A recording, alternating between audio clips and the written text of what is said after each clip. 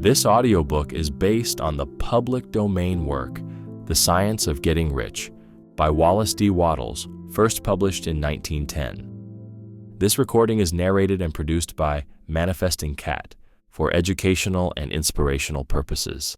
The Science of Getting Rich, by Wallace D. Wattles. This book is pragmatical, not philosophical, a practical manual, not a treatise upon theories. It is intended for the men and women whose most pressing need is for money, who wish to get rich first and philosophize afterward. It is for those who have, so far, found neither the time, the means, nor the opportunity to go deeply into the study of metaphysics, but who want results and who are willing to take the conclusions of science as a basis for action without going into all the processes by which those conclusions were reached. It is expected that the reader will take the fundamental statements upon faith, just as he would take statements concerning a law of electrical action if they were promulgated by a Marconi or an Edison. Every man or woman who does this will certainly get rich, for the science herein applied is an exact science, and failure is impossible. In writing this book, I have sacrificed all other considerations to plainness and simplicity of style so that all might understand. If you wish to know how the conclusions were arrived at, read the writings of the philosophers mentioned.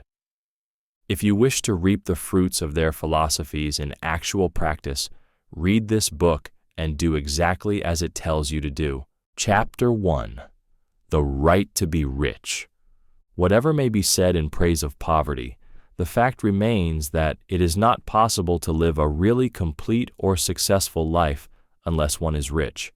No man can rise to his greatest possible height in talent or soul development unless he has plenty of money. For to unfold the soul and to develop talent, he must have many things to use, and he cannot have these things unless he has money to buy them with. Man develops in mind, soul, and body by making use of things, and society is so organized that man must have money in order to become the possessor of things. Therefore, the basis of all advancement for man must be the science of getting rich. The object of all life is development, and everything that lives has an inalienable right to all the development it is capable of attaining. Man's right to life means his right to have the free and unrestricted use of all the things which may be necessary to his fullest mental, spiritual, and physical unfoldment, or, in other words, his right to be rich.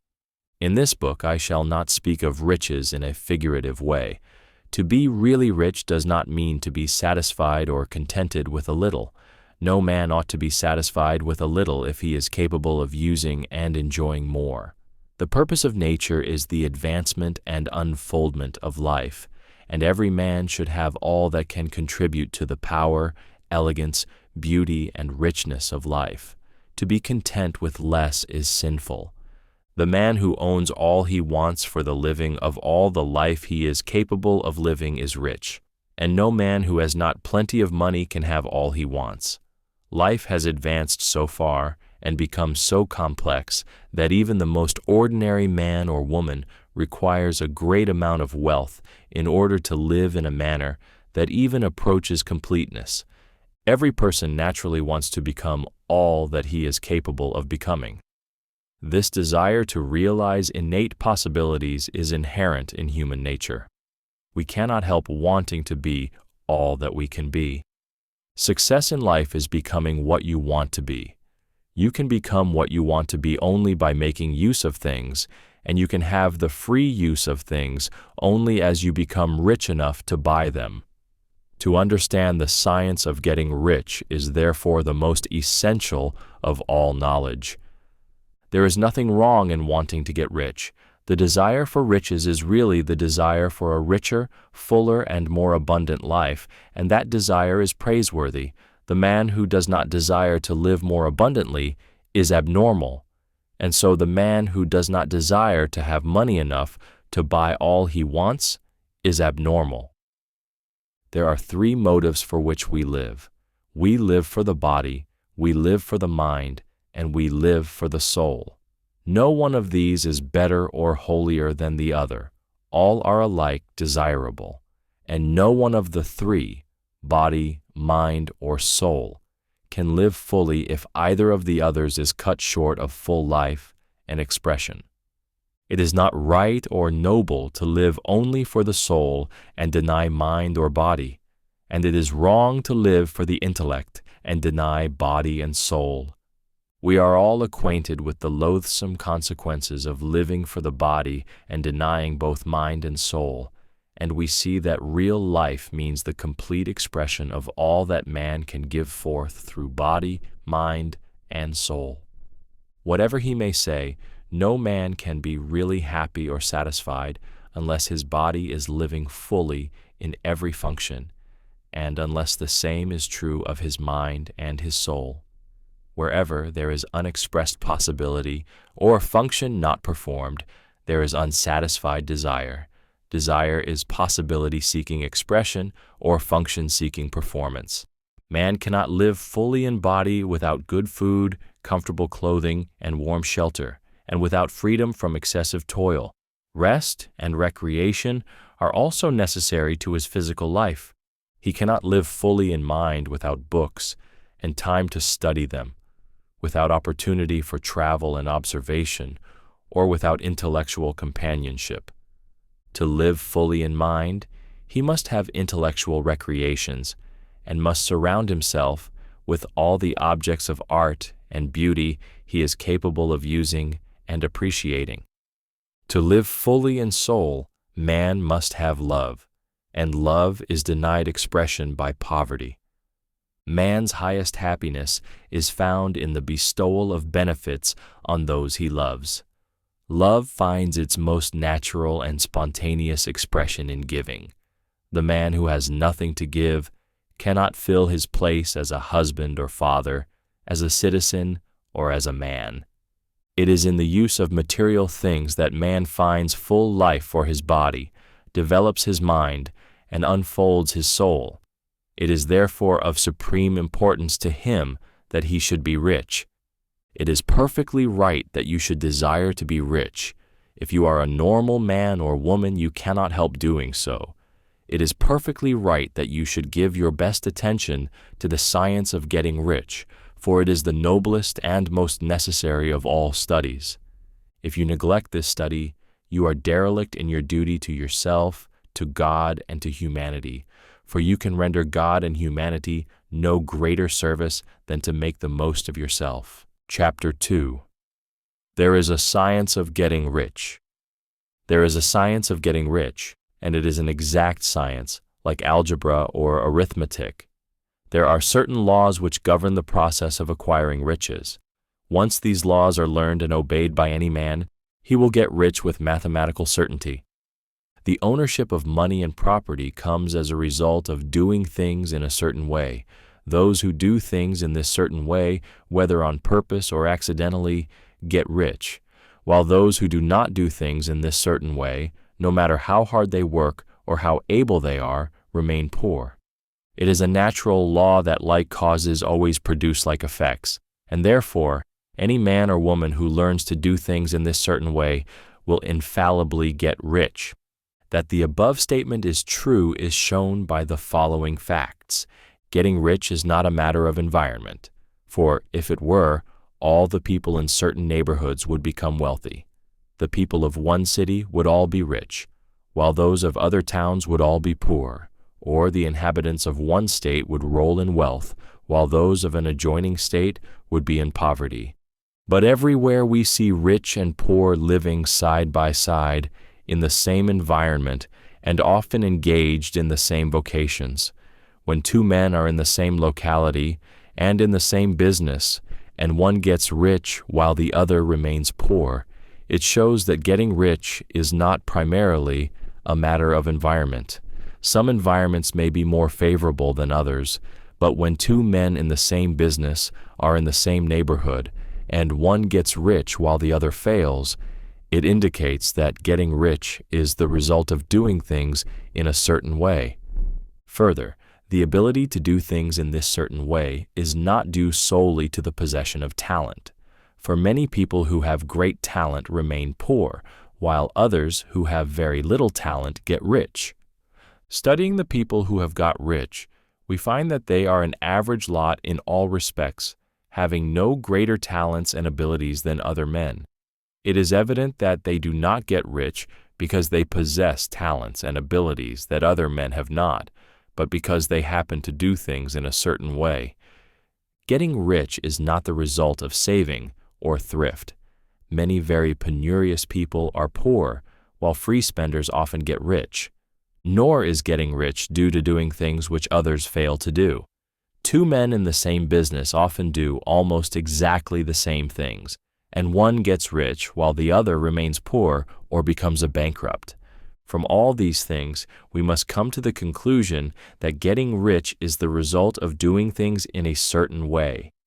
If getting rich is the result of doing things in a certain way, and if like causes always produce like effects, then any man or woman who can do things in that way can become rich, and the whole matter is brought within the domain of exact science. The question arises here whether this certain way may not be so difficult that only a few may follow it.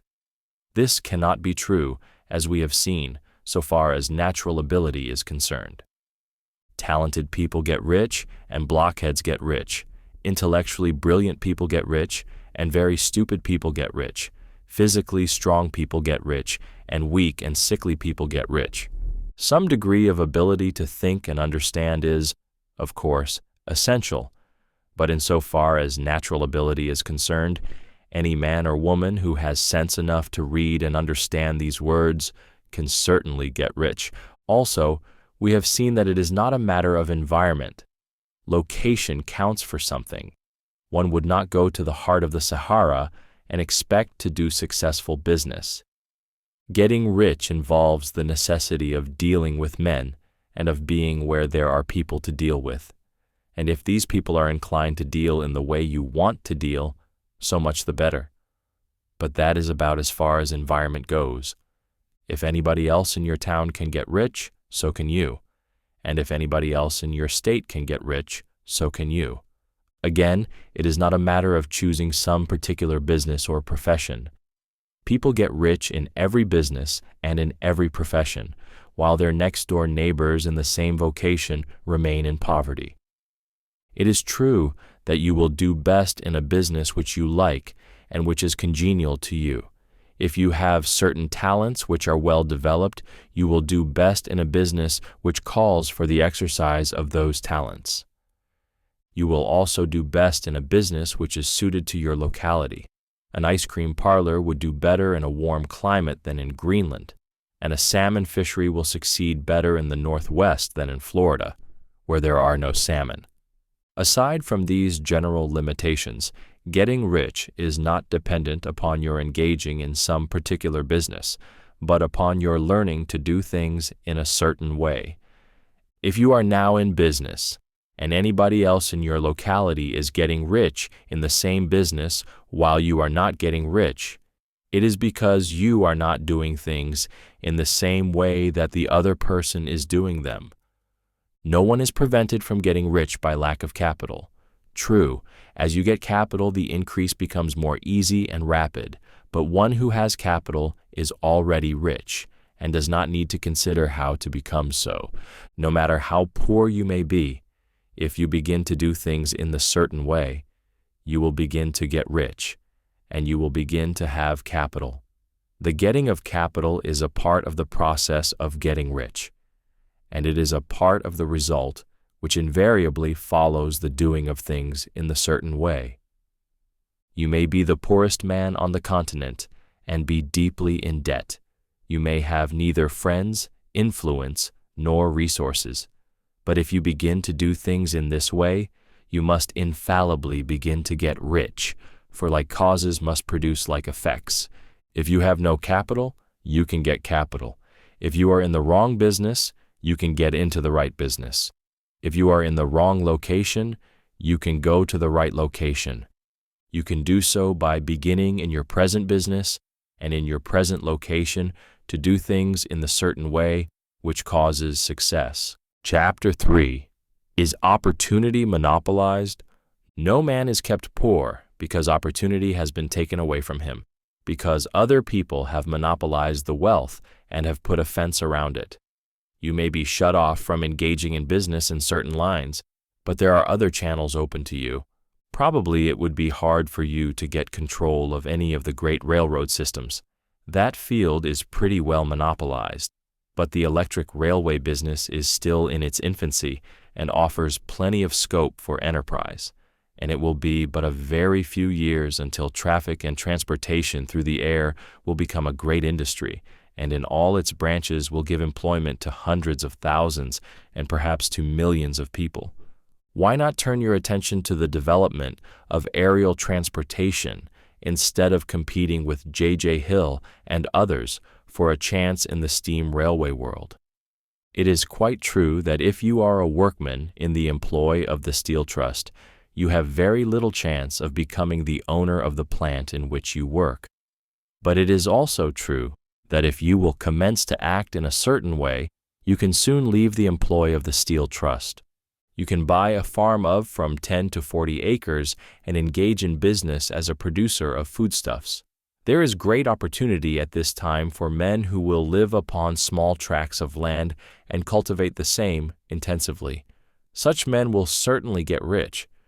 You may say that it is impossible for you to get the land, but I am going to prove to you that it is not impossible, and that you can certainly get a farm if you will go to work in a certain way.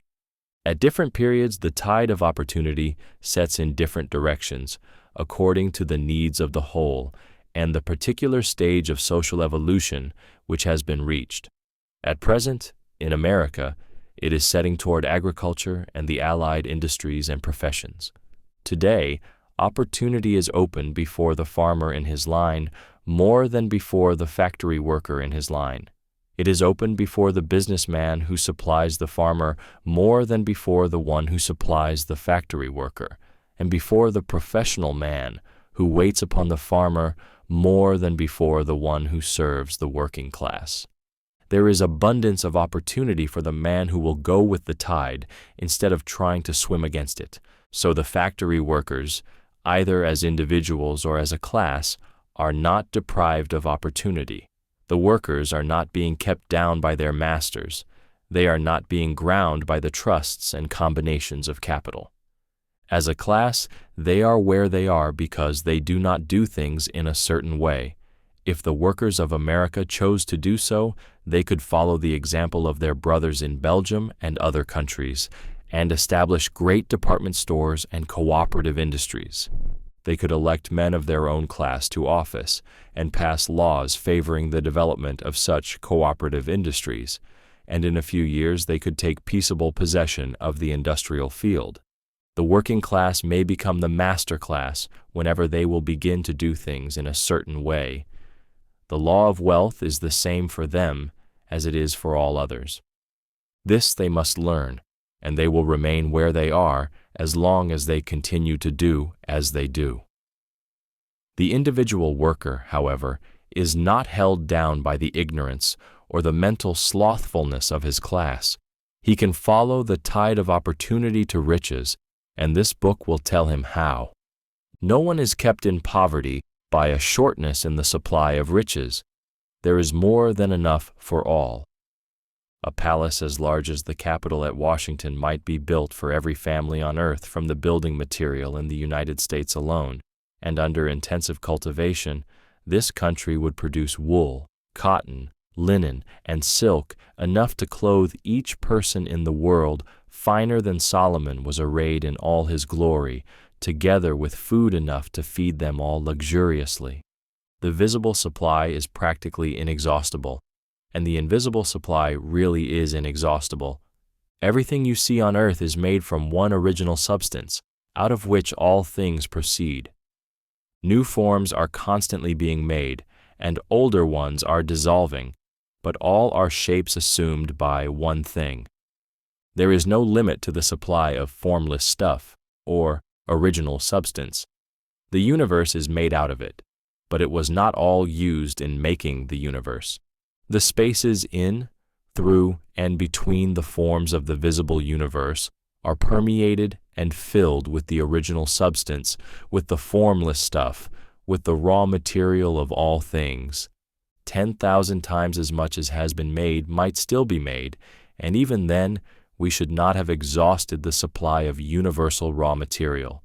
No man, therefore, is poor because nature is poor, or because there is not enough to go around. Nature is an inexhaustible storehouse of riches. The supply will never run short. Original substance is alive with creative energy and is constantly producing more forms. When the supply of building material is exhausted, more will be produced. When the soil is exhausted so that foodstuffs and materials for clothing will no longer grow upon it, it will be renewed, or more soil will be made. When all the gold and silver has been dug from the earth, if man is still in such a stage of social development that he needs gold and silver, more will be produced from the formless. The formless stuff responds to the needs of man. It will not let him be without any good thing. This is true of man collectively. The race as a whole is always abundantly rich, and if individuals are poor, it is because they do not follow the certain way of doing things which makes the individual man rich. The formless stuff is intelligent. It is stuff which thinks. It is alive and is always impelled toward more life. It is the natural and inherent impulse of life to seek to live more. It is the nature of intelligence to enlarge itself, and of consciousness to seek to extend its boundaries and find fuller expression. The universe of forms has been made by formless living substance, throwing itself into form in order to express itself more fully. The universe is a great, living presence, always moving inherently toward more life and fuller functioning. Nature is formed for the advancement of life. Its impelling motive is the increase of life. For this cause, everything which can possibly minister to life is bountifully provided. There can be no lack unless God is to contradict himself and nullify his own works. You are not kept poor by lack in the supply of riches. It is a fact which I shall demonstrate a little farther on, that even the resources of the formless supply are at the command of the man or woman who will act and think in a certain way. Chapter 4. The first principle in the science of getting rich. Thought is the only power which can produce tangible riches from the formless substance. The stuff from which all things are made is a substance which thinks, and a thought of form in this substance produces the form. Original substance moves according to its thoughts. Every form and process you see in nature is the visible expression of a thought in original substance. As the formless stuff thinks of a form, it takes that form. As it thinks of a motion, it makes that motion. That is the way all things were created. We live in a thought world, which is part of a thought universe. The thought of a moving universe extended throughout formless substance, and the thinking stuff moving according to that thought took the form of systems of planets and maintains that form. Thinking substance takes the form of its thought and moves according to the thought. Holding the idea of a circling system of suns and worlds, it takes the form of these bodies and moves them as it thinks. Thinking the form of a slow-growing oak tree, it moves accordingly and produces the tree, though centuries may be required to do the work. In creating, the formless seems to move according to the lines of motion it has established. The thought of an oak tree does not cause the instant formation of a full-grown tree, but it does start in motion the forces which will produce the tree, along established lines of growth.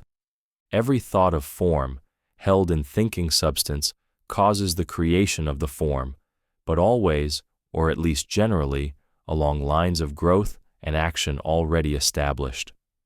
The thought of a house of a certain construction, if it were impressed upon formless substance, might not cause the instant formation of the house, but it would cause the turning of creative energies already working in trade and commerce into such channels as to result in the speedy building of the house.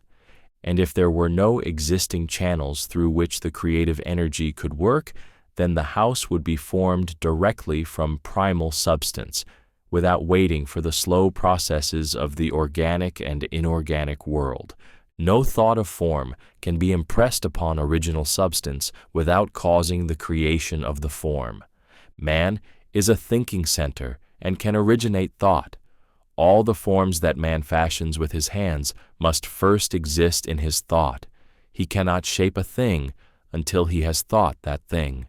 And so far man has confined his efforts wholly to the work of his hands. He has applied manual labor to the world of forms, seeking to change or modify those already existing. He has never thought of trying to cause the creation of new forms by impressing his thoughts upon formless substance. When man has a thought form, he takes material from the forms of nature and makes an image of the form which is in his mind. He has so far made little or no effort to cooperate with formless intelligence, to work with the Father. He has not dreamed that he can do what he seeth the Father doing. Man reshapes and modifies existing forms by manual labor. He has given no attention to the question whether he may not produce things from formless substance by communicating his thoughts to it. We propose to prove that he may do so, to prove that any man or woman may do so, and to show how. As our first step, we must lay down 3 fundamental propositions. First, we assert that there is one original formless stuff or substance from which all things are made. All the seemingly many elements are but different presentations of one element. All the many forms found in organic and inorganic nature are but different shapes, made from the same stuff. And this stuff is thinking stuff. A thought held in it produces the form of the thought.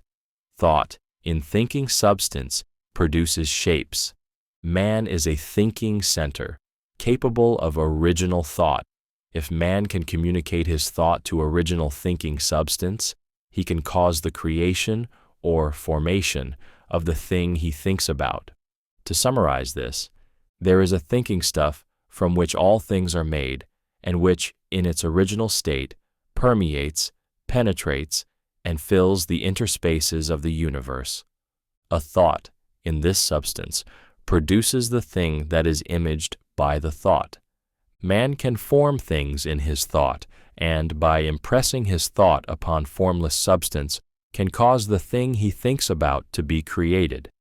It may be asked if I can prove these statements, and without going into details, I answer that I can do so, both by logic and experience.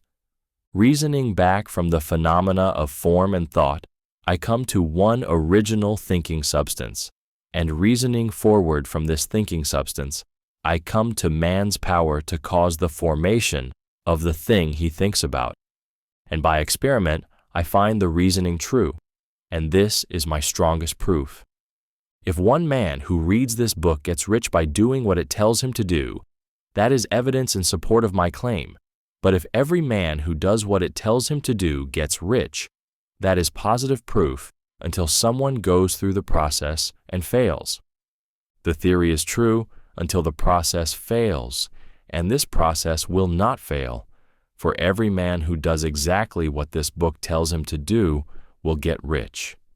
I have said that men get rich by doing things in a certain way, and in order to do so, men must become able to think in a certain way. A man's way of doing things is the direct result of the way he thinks about things. To do things in the way you want to do them, you will have to acquire the ability to think the way you want to think. This is the first step toward getting rich. To think what you want to think is to think truth, regardless of appearances. Every man has the natural and inherent power to think what he wants to think, but it requires far more effort to do so than it does to think the thoughts which are suggested by appearances. To think according to appearances is easy. To think truth regardless of appearances is laborious, and requires the expenditure of more power than any other work man is called upon to perform. There is no labor from which most people shrink as they do from that of sustained and consecutive thought.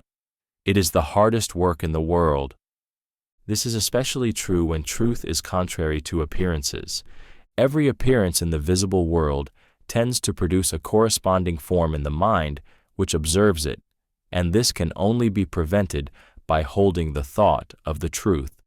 To look upon the appearance of disease will produce the form of disease in your own mind and ultimately in your body, unless you hold the thought of the truth, which is that there is no disease.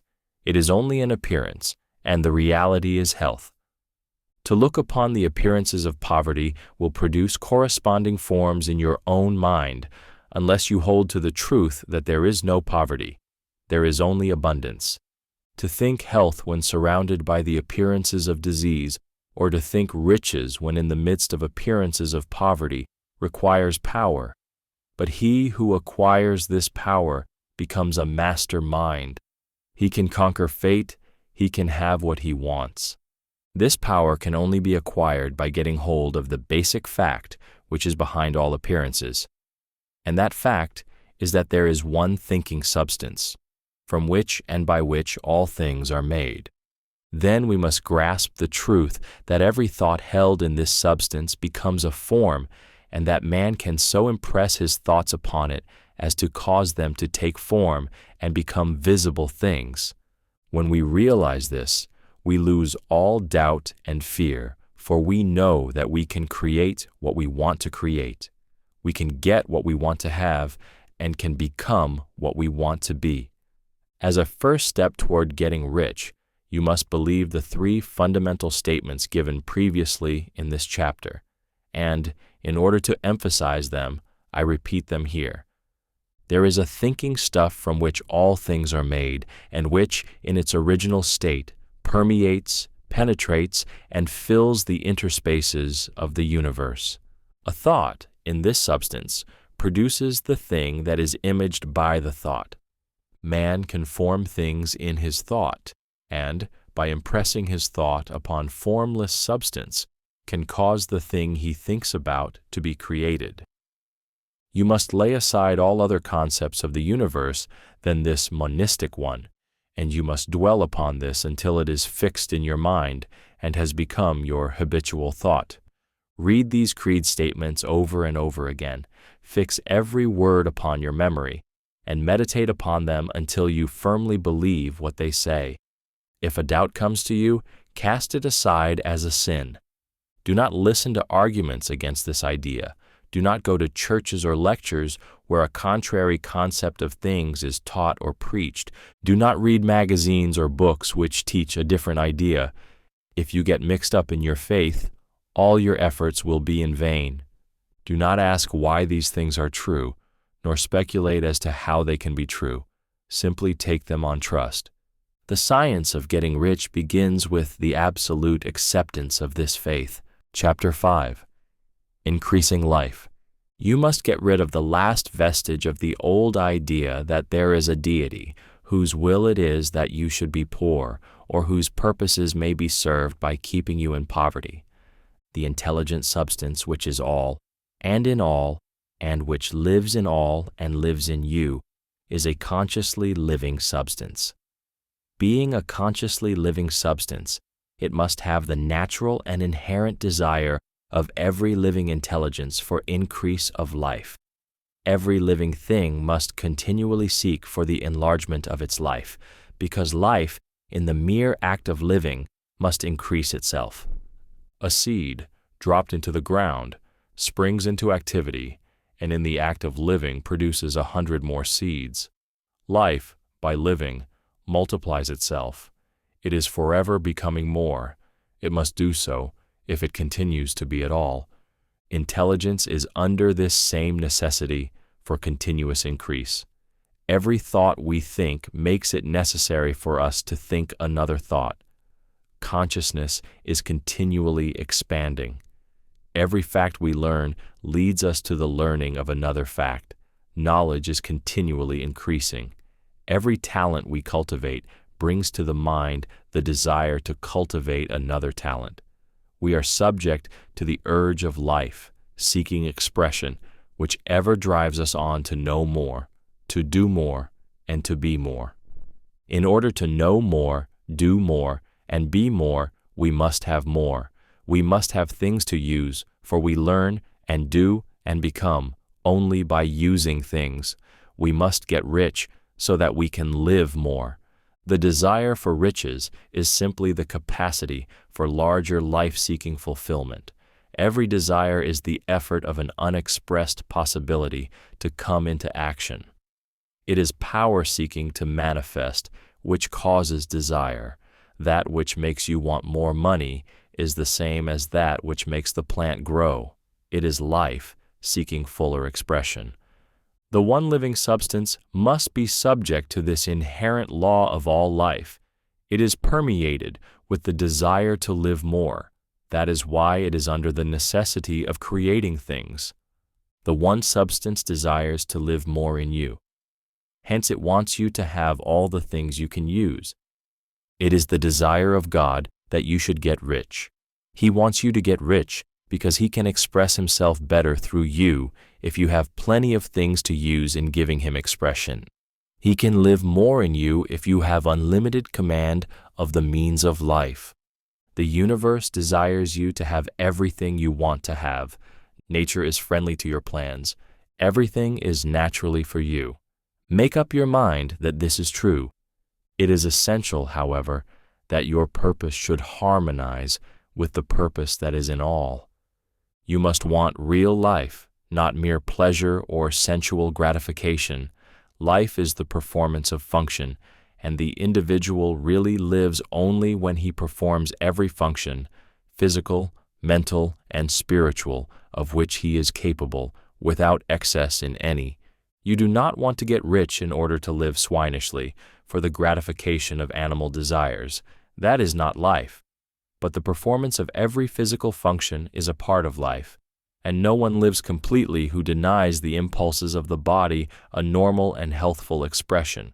You do not want to get rich solely to enjoy mental pleasures, to get knowledge, to gratify ambition, to outshine others, to be famous.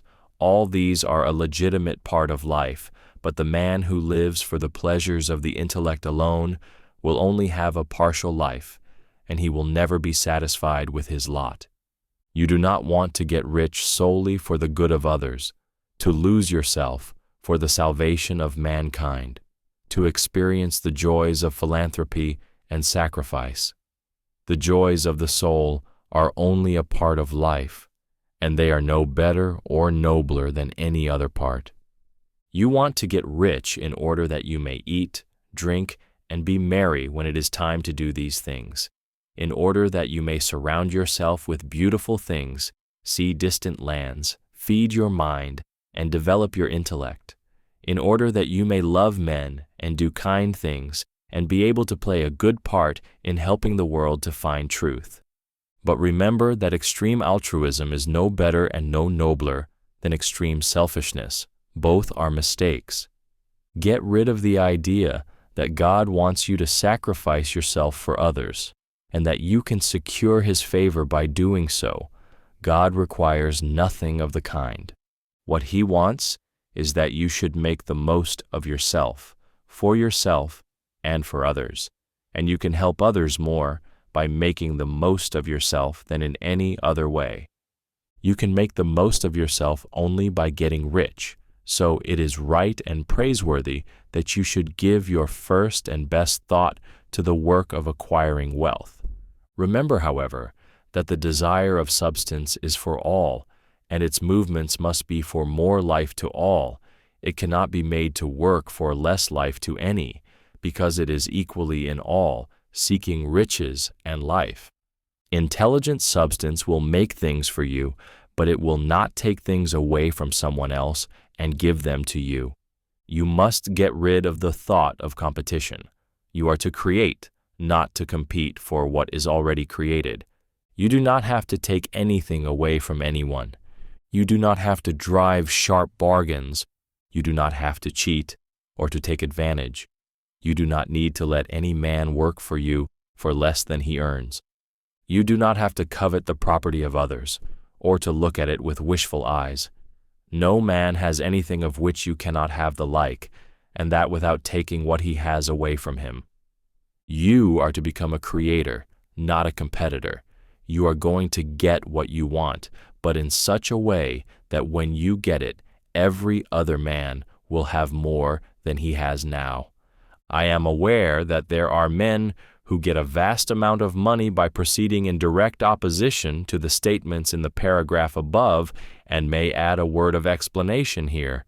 Men of the plutocratic type who become very rich do so sometimes purely by their extraordinary ability on the plane of competition, and sometimes they unconsciously relate themselves to substance in its great purposes and movements for the general racial upbuilding through industrial evolution.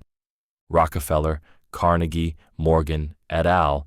Have been the unconscious agents of the supreme in the necessary work of systematizing and organizing productive industry, and in the end, their work will contribute immensely toward increased life for all. Their day is nearly over. They have organized production and will soon be succeeded by the agents of the multitude who will organize the machinery of distribution. The multimillionaires are like the monster reptiles of the prehistoric eras. They play a necessary part in the evolutionary process, but the same power which produced them will dispose of them. And it is well to bear in mind that they have never been really rich. A record of the private lives of most of this class will show that they have really been the most abject and wretched of the poor. Riches secured on the competitive plane are never satisfactory and permanent. They are yours today and another's tomorrow. Remember, if you are to become rich in a scientific and certain way, you must rise entirely out of the competitive thought. You must never think for a moment that the supply is limited. Just as soon as you begin to think that all the money is being cornered and controlled by bankers and others, and that you must exert yourself to get laws passed to stop this process, in that moment you drop into the competitive mind, and your power to cause creation is gone for the time being. And what is worse, you will probably arrest the creative movements you have already instituted. Know that there are countless millions of dollars worth of gold in the mountains of the earth, not yet brought to light, and know that if there were not, more would be created from thinking substance to supply your needs. Know that the money you need will come, even if it is necessary for 1,000 men to be led to the discovery of new gold mines tomorrow. Never look at the visible supply. Look always at the limitless riches in formless substance, and know that they are coming to you as fast as you can receive and use them. Nobody, by cornering the visible supply, can prevent you from getting what is yours. So never allow yourself to think for an instant that all the best building spots will be taken before you get ready to build your house, unless you hurry. Never worry about the trusts and combines, and get anxious for fear they will soon come to own the whole earth. Never get afraid that you will lose what you want, because some other person beats you to it. That cannot possibly happen. You are not seeking anything that is possessed by anybody else. You are causing what you want to be created from formless substance, and the supply is without limits. Stick to the formulated statement. There is a thinking stuff from which all things are made, and which, in its original state, permeates, penetrates, and fills the interspaces of the universe. A thought in this substance produces the thing that is imaged by the thought. Man can form things in his thought, and, by impressing his thought upon formless substance, can cause the thing he thinks about to be created. Chapter 6. How Riches Come to You. When I say that you do not have to drive sharp bargains, I do not mean that you do not have to drive any bargains at all, or that you are above the necessity for having any dealings with your fellow men. I mean that you will not need to deal with them unfairly. You do not have to get something for nothing, but can give to every man more than you take from him. You cannot give every man more in cash market value than you take from him, but you can give him more in use value than the cash value of the thing you take from him. The paper, ink, and other material in this book may not be worth the money you paid for it, but if the ideas suggested by it bring you thousands of dollars, you have not been wronged by those who sold it to you. They have given you a great use value for a small cash value. Let us suppose that I own a picture by one of the great artists, which in any civilized community is worth thousands of dollars. I take it to Baffin Bay, and by salesmanship induce an Eskimo to give a bundle of furs worth $500 for it. I have really wronged him, for he has no use for the picture. It has no use value to him. It will not add to his life. But suppose I give him a gun worth $50 for his furs. Then he has made a good bargain. He has use for the gun. It will get him many more furs and much food. It will add to his life in every way. It will make him rich.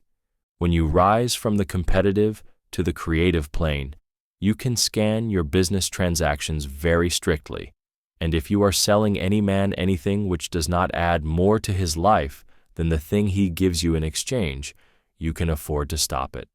You do not have to beat anybody in business, and if you are in a business which does beat people, get out of it at once. Give every man more in use value than you take from him in cash value. Then you are adding to the life of the world by every business transaction.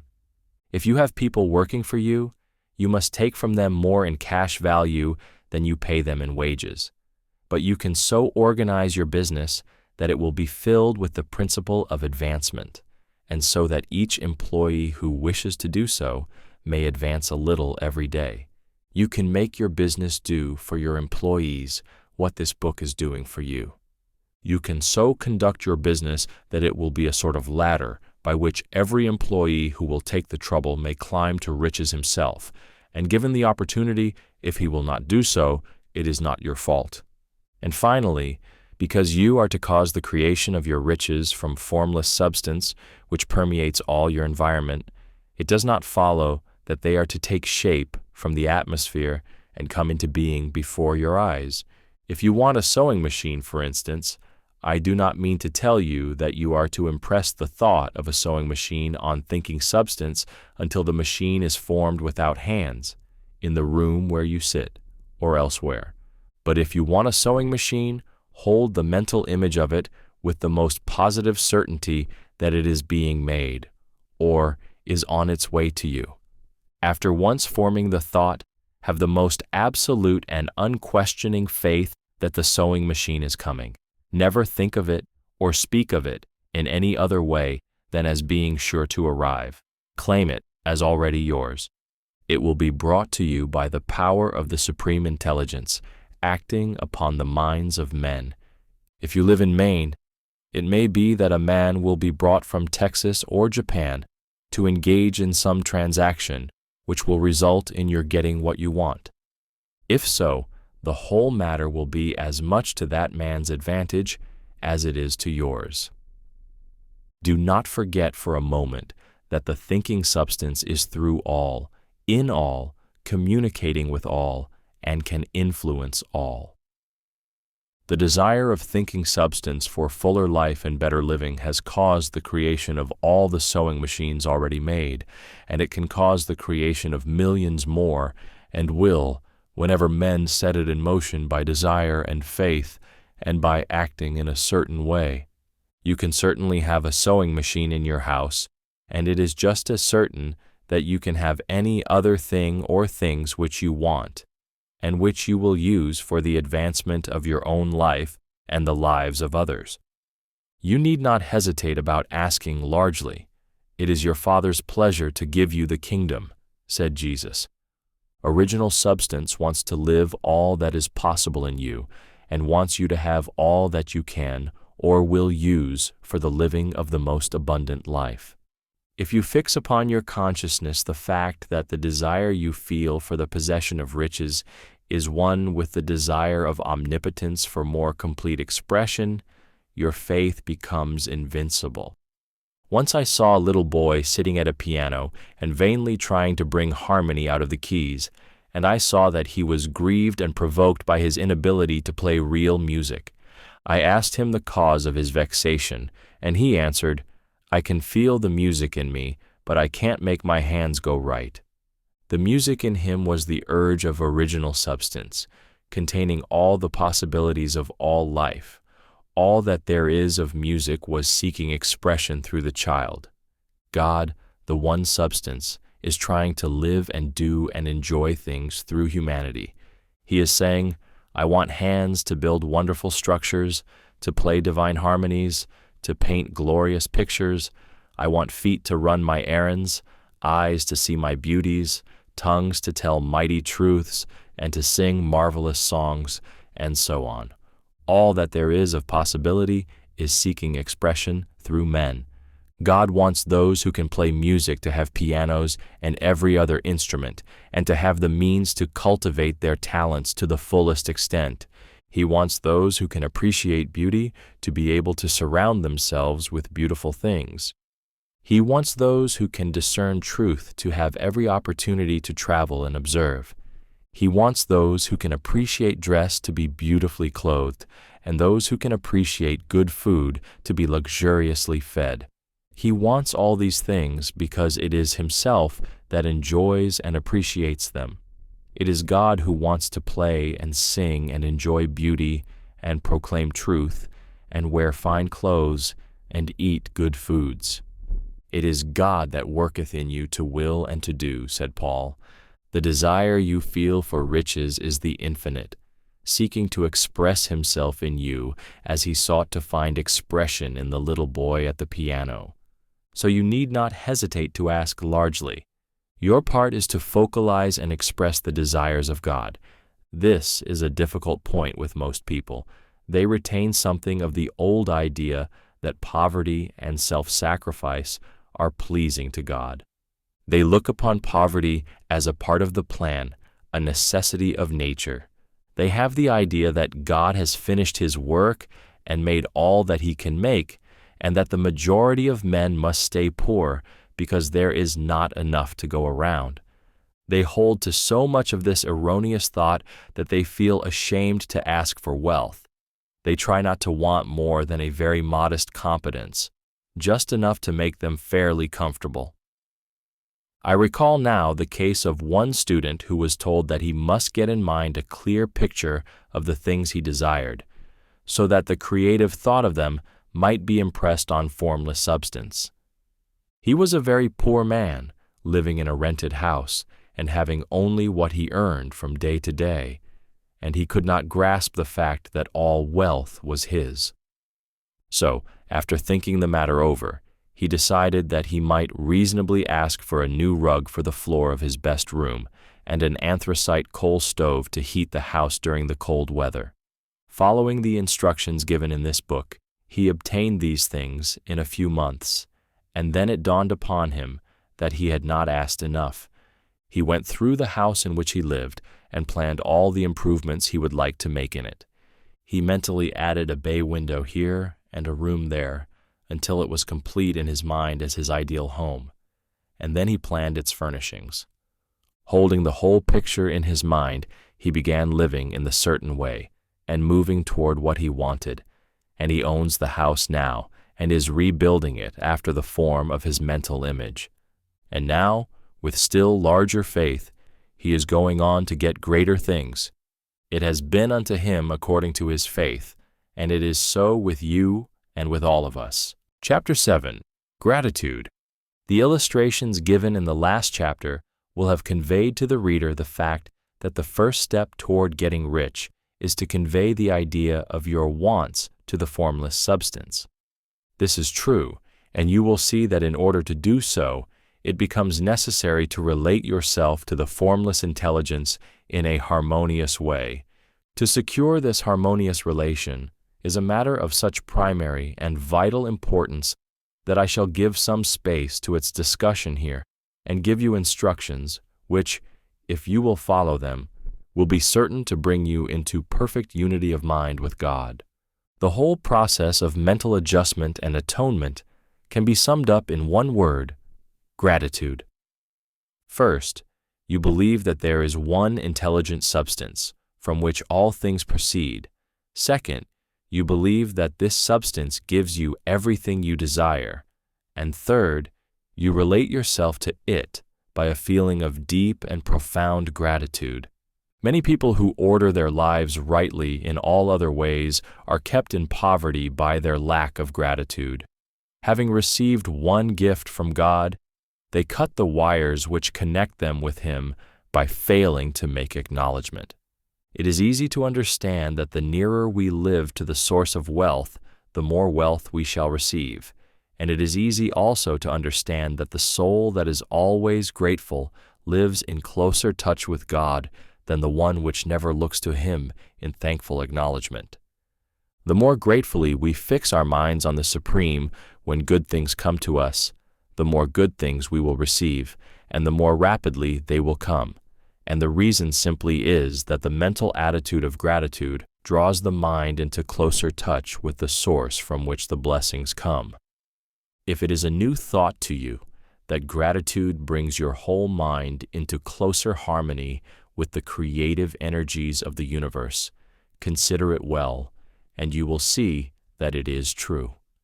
The good things you already have come to you along the line of obedience to certain laws. Gratitude will lead your mind out along the ways by which things come, and it will keep you in close harmony with creative thought and prevent you from falling into competitive thought. Gratitude alone can keep you looking toward the all and prevent you from falling into the error of thinking of the supply as limited, and to do that would be fatal to your hopes. There is a law of gratitude, and it is absolutely necessary that you should observe the law if you are to get the results you seek. The law of gratitude is the natural principle that action and reaction are always equal, and in opposite directions. The grateful outreaching of your mind in thankful praise to the Supreme is a liberation or expenditure of force. It cannot fail to reach that to which it is addressed, and the reaction is an instantaneous movement toward you.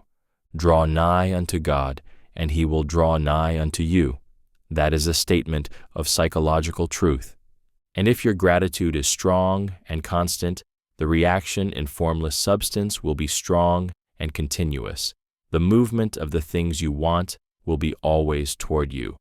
Notice the grateful attitude that Jesus took. How He always seems to be saying, "I thank Thee, Father, that Thou hearest me." You cannot exercise much power without gratitude, for it is gratitude that keeps you connected with power. But the value of gratitude does not consist solely in getting you more blessings in the future. Without gratitude, you cannot long keep from dissatisfied thought regarding things as they are. The moment you permit your mind to dwell with dissatisfaction upon things as they are, you begin to lose ground. You fix attention upon the common, the ordinary, the poor, and the squalid and mean, and your mind takes the form of these things.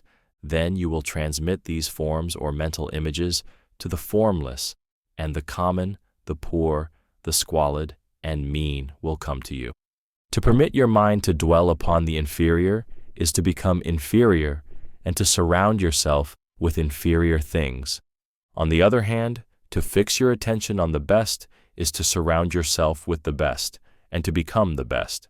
The creative power within us makes us into the image of that to which we give our attention.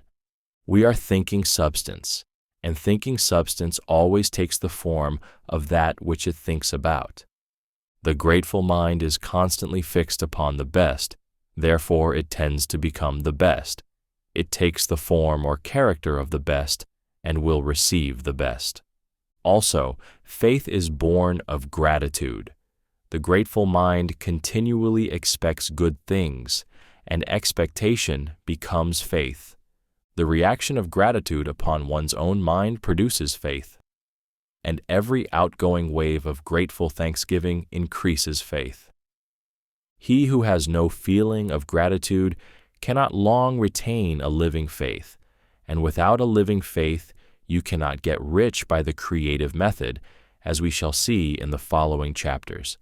It is necessary, then, to cultivate the habit of being grateful for every good thing that comes to you and to give thanks continuously. And because all things have contributed to your advancement, you should include all things in your gratitude. Do not waste time thinking or talking about the shortcomings or wrong actions of plutocrats or trust magnates. Their organization of the world has made your opportunity. All you get really comes to you because of them. Do not rage against corrupt politicians.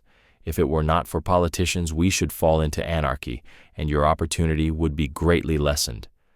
God has worked a long time and very patiently to bring us up to where we are in industry and government, and He is going right on with His work. There is not the least doubt that He will do away with plutocrats, trust magnates, captains of industry, and politicians as soon as they can be spared. But in the meantime, behold, they are all very good. Remember that they are all helping to arrange the lines of transmission along which your riches will come to you, and be grateful to them all. This will bring you into harmonious relations with the good in everything, and the good in everything will move towards you. Chapter 8, Thinking in the Certain Way. Turn back to Chapter 6 and read again the story of the man who formed a mental image of his house, and you will get a fair idea of the initial step toward getting rich. You must form a clear and definite mental picture of what you want. You cannot transmit an idea unless you have it yourself. You must have it before you can give it, and many people fail to impress thinking substance because they have themselves only a vague and misty concept of the things they want to do, to have, or to become. It is not enough that you should have a general desire for wealth to do good with. Everybody has that desire. It is not enough that you should have a wish to travel, see things, live more, etc. Everybody has those desires also. If you were going to send a wireless message to a friend, you would not send the letters of the alphabet in their order and let him construct the message for himself, nor would you take words at random from the dictionary. You would send a coherent sentence, one which meant something. When you try to impress your wants upon substance, remember that it must be done by a coherent statement. You must know what you want and be definite. You can never get rich or start the creative power into action by sending out unformed longings and vague desires. Go over your desires just as the man I have described went over his house. See just what you want and get a clear mental picture of it as you wish it to look when you get it. That clear mental picture you must have continually in mind, as the sailor has in mind the port toward which he is sailing the ship. You must keep your face toward it all the time. You must no more lose sight of it than the steersman loses sight of the compass. It is not necessary to take exercises in concentration, nor to set apart special times for prayer and affirmation, nor to go into the silence, nor to do occult stunts of any kind. These things are well enough, but all you need is to know what you want, and to want it badly enough so that it will stay in your thoughts. Spend as much of your leisure time as you can in contemplating your picture, but no one needs to take exercises to concentrate his mind on a thing which he really wants. It is the things you do not really care about which require effort to fix your attention upon them. And unless you really want to get rich, so that the desire is strong enough to hold your thoughts directed to the purpose as the magnetic pole holds the needle of the compass, it will hardly be worthwhile for you to try to carry out the instructions given in this book. The methods herein set forth are for people whose desire for riches is strong enough to overcome mental laziness and the love of ease, and make them work. The more clear and definite you make your picture, then, and the more you dwell upon it, bringing out all its delightful details, the stronger your desire will be, and the stronger your desire, the easier it will be to hold your mind fixed upon the picture of what you want. Something more is necessary, however, than merely to see the picture clearly. If that is all you do, you are only a dreamer and will have little or no power for accomplishment. Behind your clear vision must be the purpose to realize it, to bring it out in tangible expression. And behind this purpose must be an invincible and unwavering faith that the thing is already yours, that it is at hand and you have only to take possession of it. Live in the new house, mentally, until it takes form around you, physically. In the mental realm, enter at once into full enjoyment of the things you want. Whatsoever things ye ask for when ye pray, believe that ye receive them, and ye shall have them, said Jesus. See the things you want as if they were actually around you all the time. See yourself as owning and using them. Make use of them in imagination, just as you will use them when they are your tangible possessions. Dwell upon your mental picture until it is clear and distinct, and then take the mental attitude of ownership toward everything in that picture. Take possession of it in mind, in the full faith that it is actually yours. Hold to this mental ownership. Do not waver for an instant in the faith that it is real. And remember what was said in a preceding chapter about gratitude. Be as thankful for it all the time as you expect to be when it has taken form. The man who can sincerely thank God for the things which as yet he owns only in imagination has real faith. He will get rich. He will cause the creation of whatsoever he wants. You do not need to pray repeatedly for the things you want. It is not necessary to tell God about it every day. Use not vain repetitions as the heathen do, said Jesus to his pupils. For your Father knoweth that ye have need of these things before ye ask him. Your part is to intelligently formulate your desire for the things which make for a larger life, and to get these desires arranged into a coherent whole, and then to impress this whole desire upon the formless substance, which has the power and the will to bring you what you want.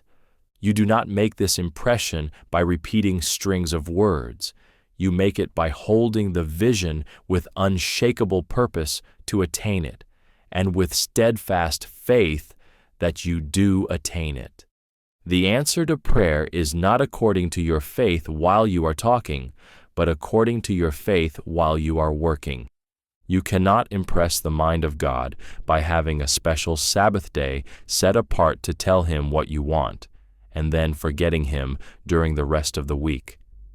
You cannot impress him by having special hours to go into your closet and pray if you then dismiss the matter from your mind until the hour of prayer comes again.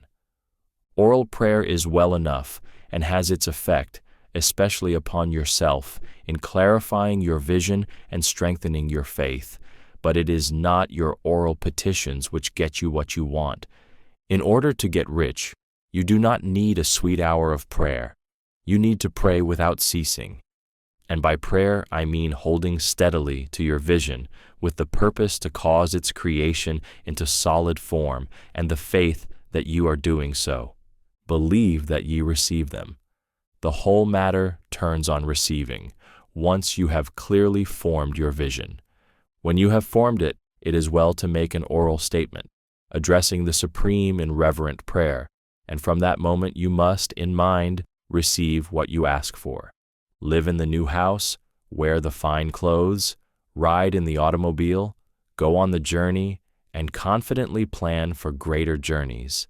Think and speak of all the things you have asked for in terms of actual present ownership. Imagine an environment and a financial condition exactly as you want them, and live all the time in that imaginary environment and financial condition. Mind, however, that you do not do this as a mere dreamer and castle builder. Hold to the faith that the imaginary is being realized, and to the purpose to realize it. Remember that it is faith and purpose in the use of the imagination which make the difference between the scientist and the dreamer, and having learned this fact, it is here that you must learn the proper use of the will. Chapter 9. how to use the will.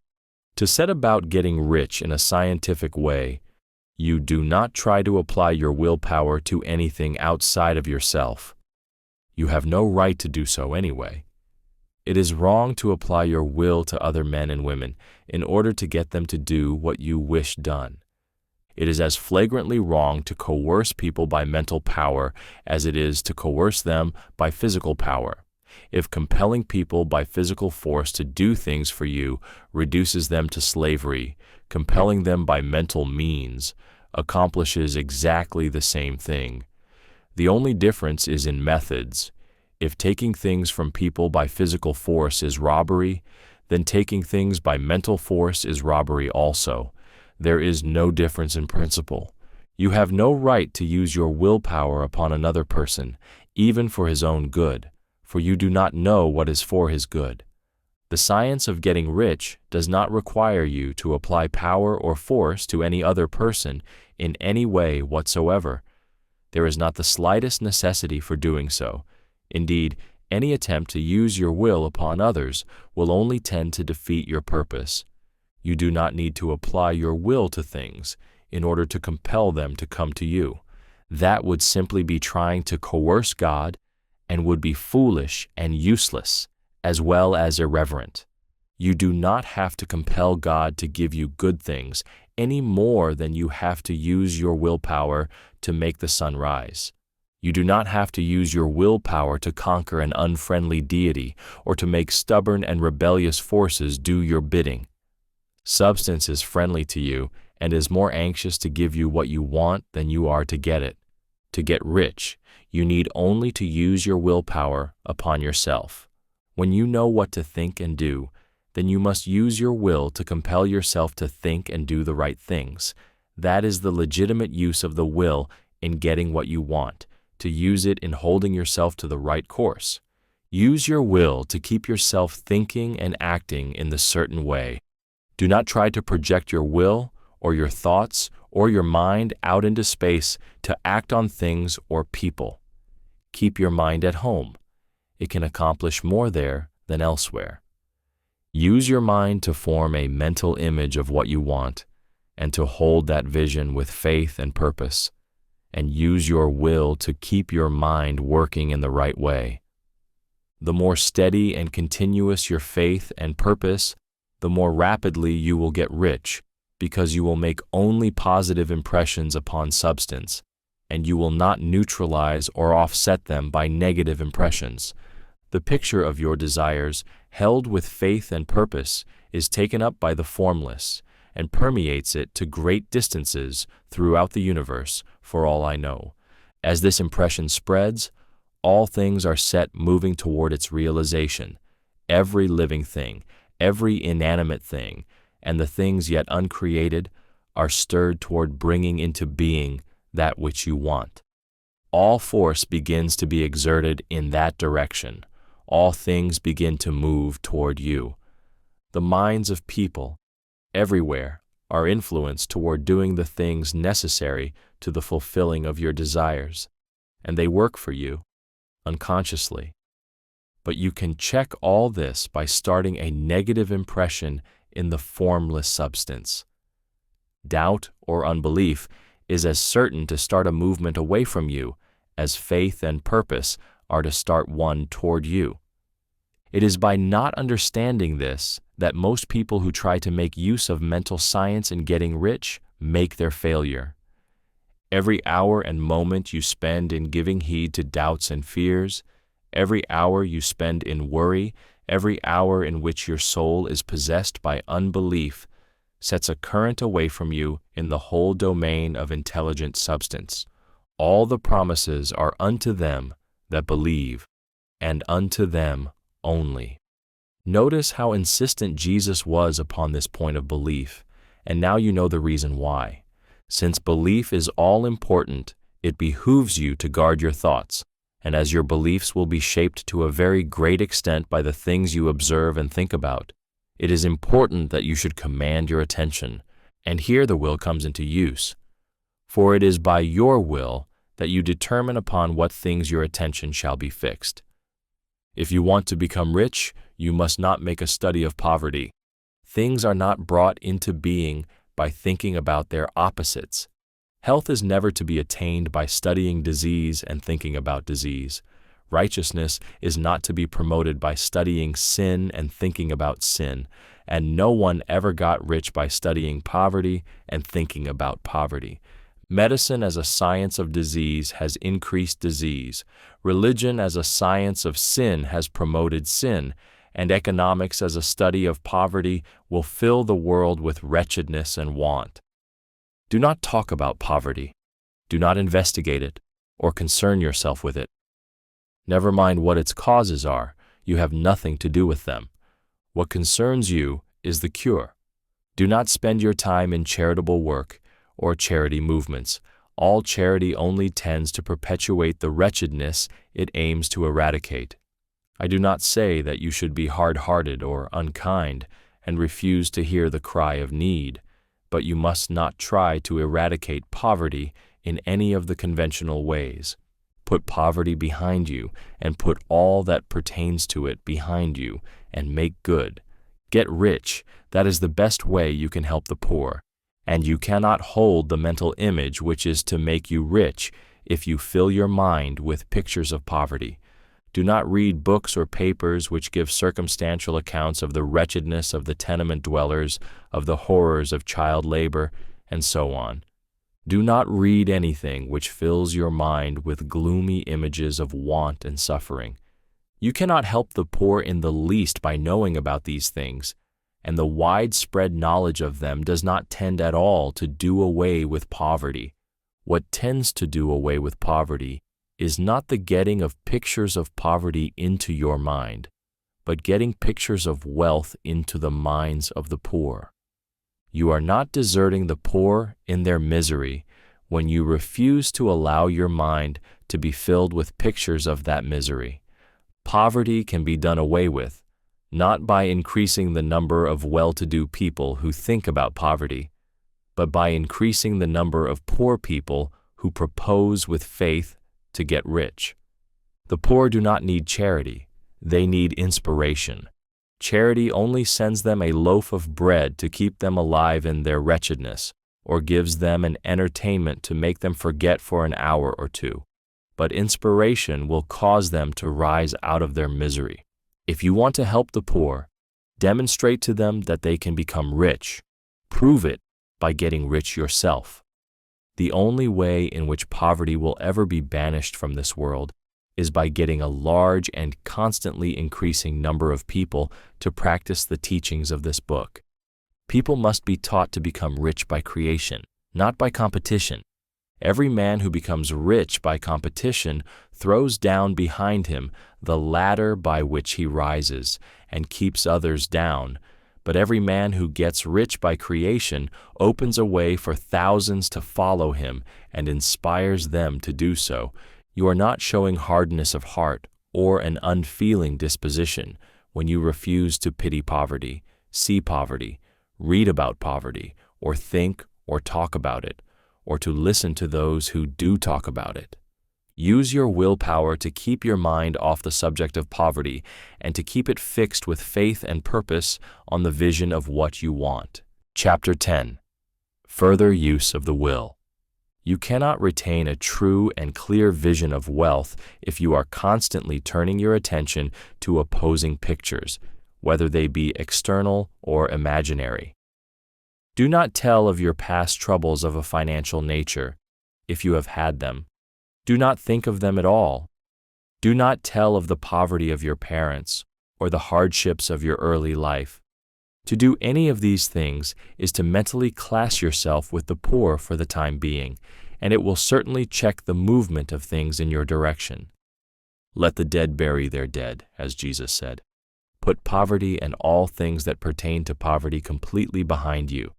You have accepted a certain theory of the universe as being correct, and are resting all your hopes of happiness on its being correct. And what can you gain by giving heed to conflicting theories? Do not read religious books which tell you that the world is soon coming to an end. And do not read the writings of muckrakers and pessimistic philosophers who tell you that it is going to the devil. The world is not going to the devil, it is going to God. It is a wonderful becoming. True, there may be a good many things in existing conditions which are disagreeable, but what is the use of studying them when they are certainly passing away, and when the study of them only tends to check their passing and keep them with us? Why give time and attention to things which are being removed by evolutionary growth, when you can hasten their removal only by promoting the evolutionary growth as far as your part of it goes? No matter how horrible and seeming may be the conditions in certain countries, sections, or places, you waste your time and destroy your own chances by considering them. You should interest yourself in the world's becoming rich. Think of the riches the world is coming into instead of the poverty it is growing out of, and bear in mind that the only way in which you can assist the world in growing rich is by growing rich yourself through the creative method, not the competitive one. Give your attention wholly to riches. Ignore poverty. Whenever you think or speak of those who are poor, think and speak of them as those who are becoming rich, as those who are to be congratulated rather than pitied. Then they and others will catch the inspiration and begin to search for the way out. Because I say that you are to give your whole time and mind and thought to riches, it does not follow that you are to be sordid or mean. To become really rich is the noblest aim you can have in life, for it includes everything else. On the competitive plane, the struggle to get rich is a godless scramble for power over other men. But when we come into the creative mind, all this is changed. All that is possible in the way of greatness and soul unfoldment, of service and lofty endeavor, comes by way of getting rich. All is made possible by the use of things. If you lack for physical health, you will find that the attainment of it is conditional on your getting rich. Only those who are emancipated from financial worry and who have the means to live a carefree existence and follow hygienic practices can have and retain health. Moral and spiritual greatness is possible only to those who are above the competitive battle for existence, and only those who are becoming rich on the plane of creative thought are free from the degrading influences of competition. If your heart is set on domestic happiness, remember that love flourishes best where there is refinement, a high level of thought, and freedom from corrupting influences, and these are to be found only where riches are attained by the exercise of creative thought, without strife or rivalry. You can aim at nothing so great or noble, I repeat, as to become rich, and you must fix your attention upon your mental picture of riches, to the exclusion of all that may tend to dim or obscure the vision. You must learn to see the underlying truth in all things. You must see beneath all seemingly wrong conditions the great one life ever moving forward toward fuller expression and more complete happiness. It is the truth that there is no such thing as poverty, that there is only wealth.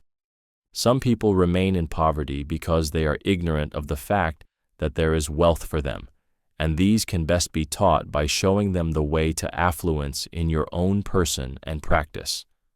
Others are poor because, while they feel that there is a way out, they are too intellectually indolent to put forth the mental effort necessary to find that way and travel it, and for these the very best thing you can do is to arouse their desire by showing them the happiness that comes from being rightly rich.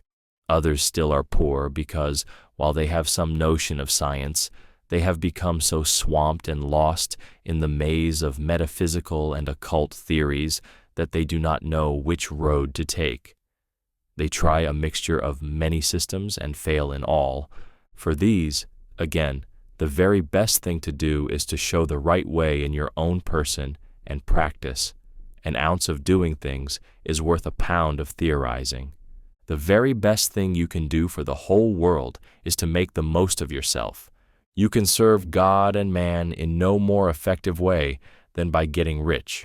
That is, if you get rich by the creative method and not by the competitive one. Another thing, we assert that this book gives in detail the principles of the science of getting rich, and if that is true, you do not need to read any other book upon the subject. This may sound narrow and egotistical, but consider, there is no more scientific method of computation in mathematics than by addition, subtraction, multiplication, and division. No other method is possible. There can be but one shortest distance between 2 points. There is only one way to think scientifically, and that is to think in the way that leads by the most direct and simple route to the goal. No man has yet formulated a briefer or less complex system than the one set forth herein. It has been stripped of all non-essentials. When you commence on this, lay all others aside. Put them out of your mind altogether.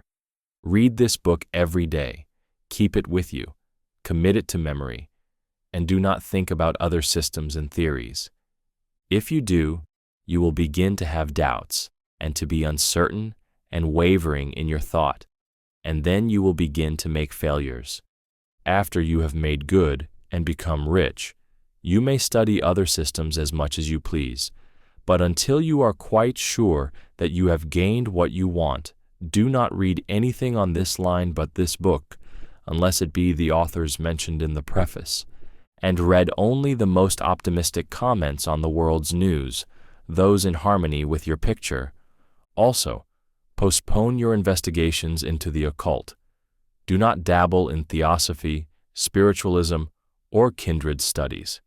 It is very likely that the dead still live and are near, but if they are, let them alone.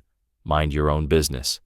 Wherever the spirits of the dead may be, they have their own work to do, and their own problems to solve, and we have no right to interfere with them.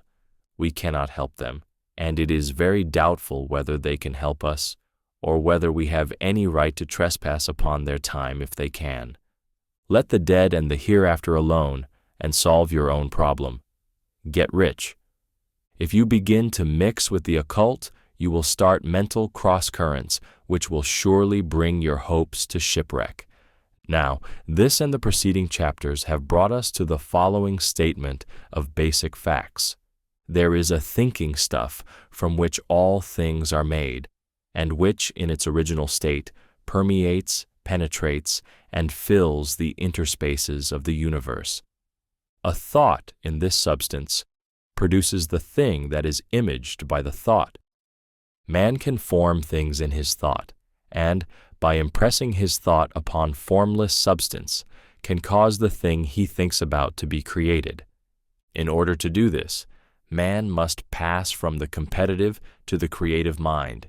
He must form a clear mental picture of the things he wants, and hold this picture in his thoughts with the fixed purpose to get what he wants, and the unwavering faith that he does get what he wants, closing his mind against all that may tend to shake his purpose, dim his vision, or quench his faith. And in addition to all this, we shall now see that he must live and act in a certain way. Chapter 11. Acting in the certain way. Thought is the creative power, or the impelling force which causes the creative power to act. Thinking in a certain way will bring riches to you, but you must not rely upon thought alone, paying no attention to personal action. That is the rock upon which many otherwise scientific metaphysical thinkers meet shipwreck, the failure to connect thought with personal action. We have not yet reached the stage of development, even supposing such a stage to be possible, in which man can create directly from formless substance without nature's processes or the work of human hands. Man must not only think, but his personal action must supplement his thought. By thought you can cause the gold in the hearts of the mountains to be impelled toward you, but it will not mine itself, refine itself, coin itself into double eagles, and come rolling along the roads seeking its way into your pocket. Under the impelling power of the Supreme Spirit, men's affairs will be so ordered that someone will be led to mine the gold for you. Other men's business transactions will be so directed that the gold will be brought toward you, and you must so arrange your own business affairs that you may be able to receive it when it comes to you. Your thought makes all things, animate and inanimate, work to bring you what you want, but your personal activity must be such that you can rightly receive what you want when it reaches you. You are not to take it as charity, nor to steal it. You must give every man more in use value than he gives you in cash value. The scientific use of thought consists in forming a clear and distinct mental image of what you want, in holding fast to the purpose to get what you want, and in realizing with grateful faith that you do get what you want. Do not try to project your thought in any mysterious or occult way with the idea of having it go out and do things for you. That is wasted effort and will weaken your power to think with sanity. The action of thought in getting rich is fully explained in the preceding chapters. Your faith and purpose positively impress your vision upon formless substance, which has the same desire for more life that you have, and this vision, received from you, sets all the creative forces at work in and through their regular channels of action, but directed toward you. It is not your part to guide or supervise the creative process. All you have to do with that is to retain your vision, stick to your purpose, and maintain your faith and gratitude. But you must act in a certain way so that you can appropriate what is yours when it comes to you, so that you can meet the things you have in your picture and put them in their proper places as they arrive. You can readily see the truth of this.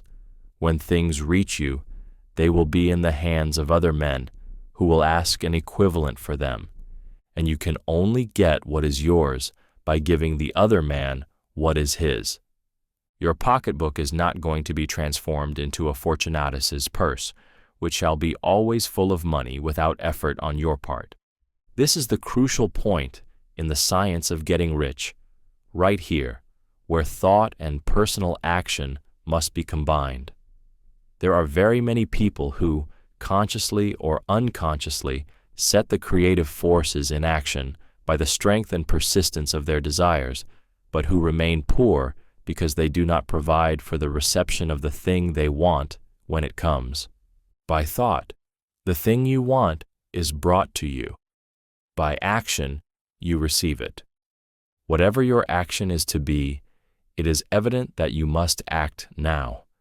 You cannot act in the past, and it is essential to the clearness of your mental vision that you dismiss the past from your mind. You cannot act in the future, for the future is not here yet, and you cannot tell how you will want to act in any future contingency until that contingency has arrived. Because you are not in the right business or the right environment now, do not think that you must postpone action until you get into the right business or environment, and do not spend time in the present taking thought as to the best course in possible future emergencies. Have faith in your ability to meet any emergency when it arrives. If you act in the present with your mind on the future, your present action will be with a divided mind and will not be effective. Put your whole mind into present action.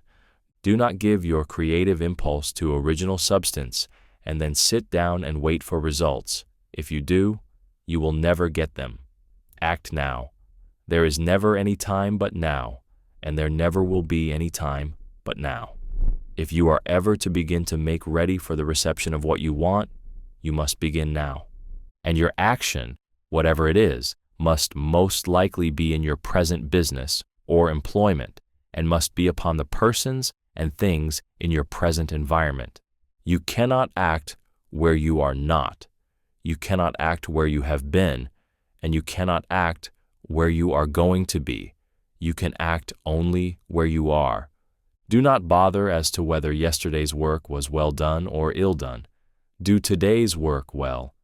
Do not try to do tomorrow's work now. There will be plenty of time to do that when you get to it.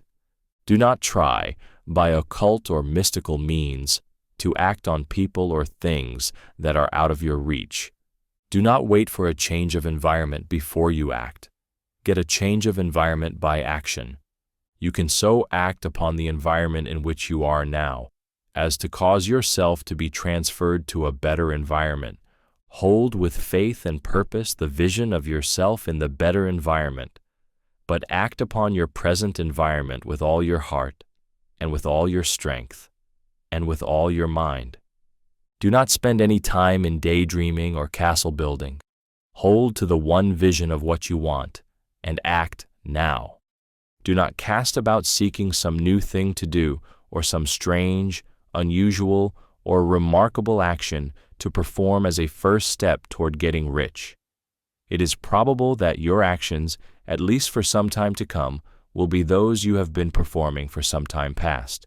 But you are to begin now to perform these actions in the certain way, which will surely make you rich.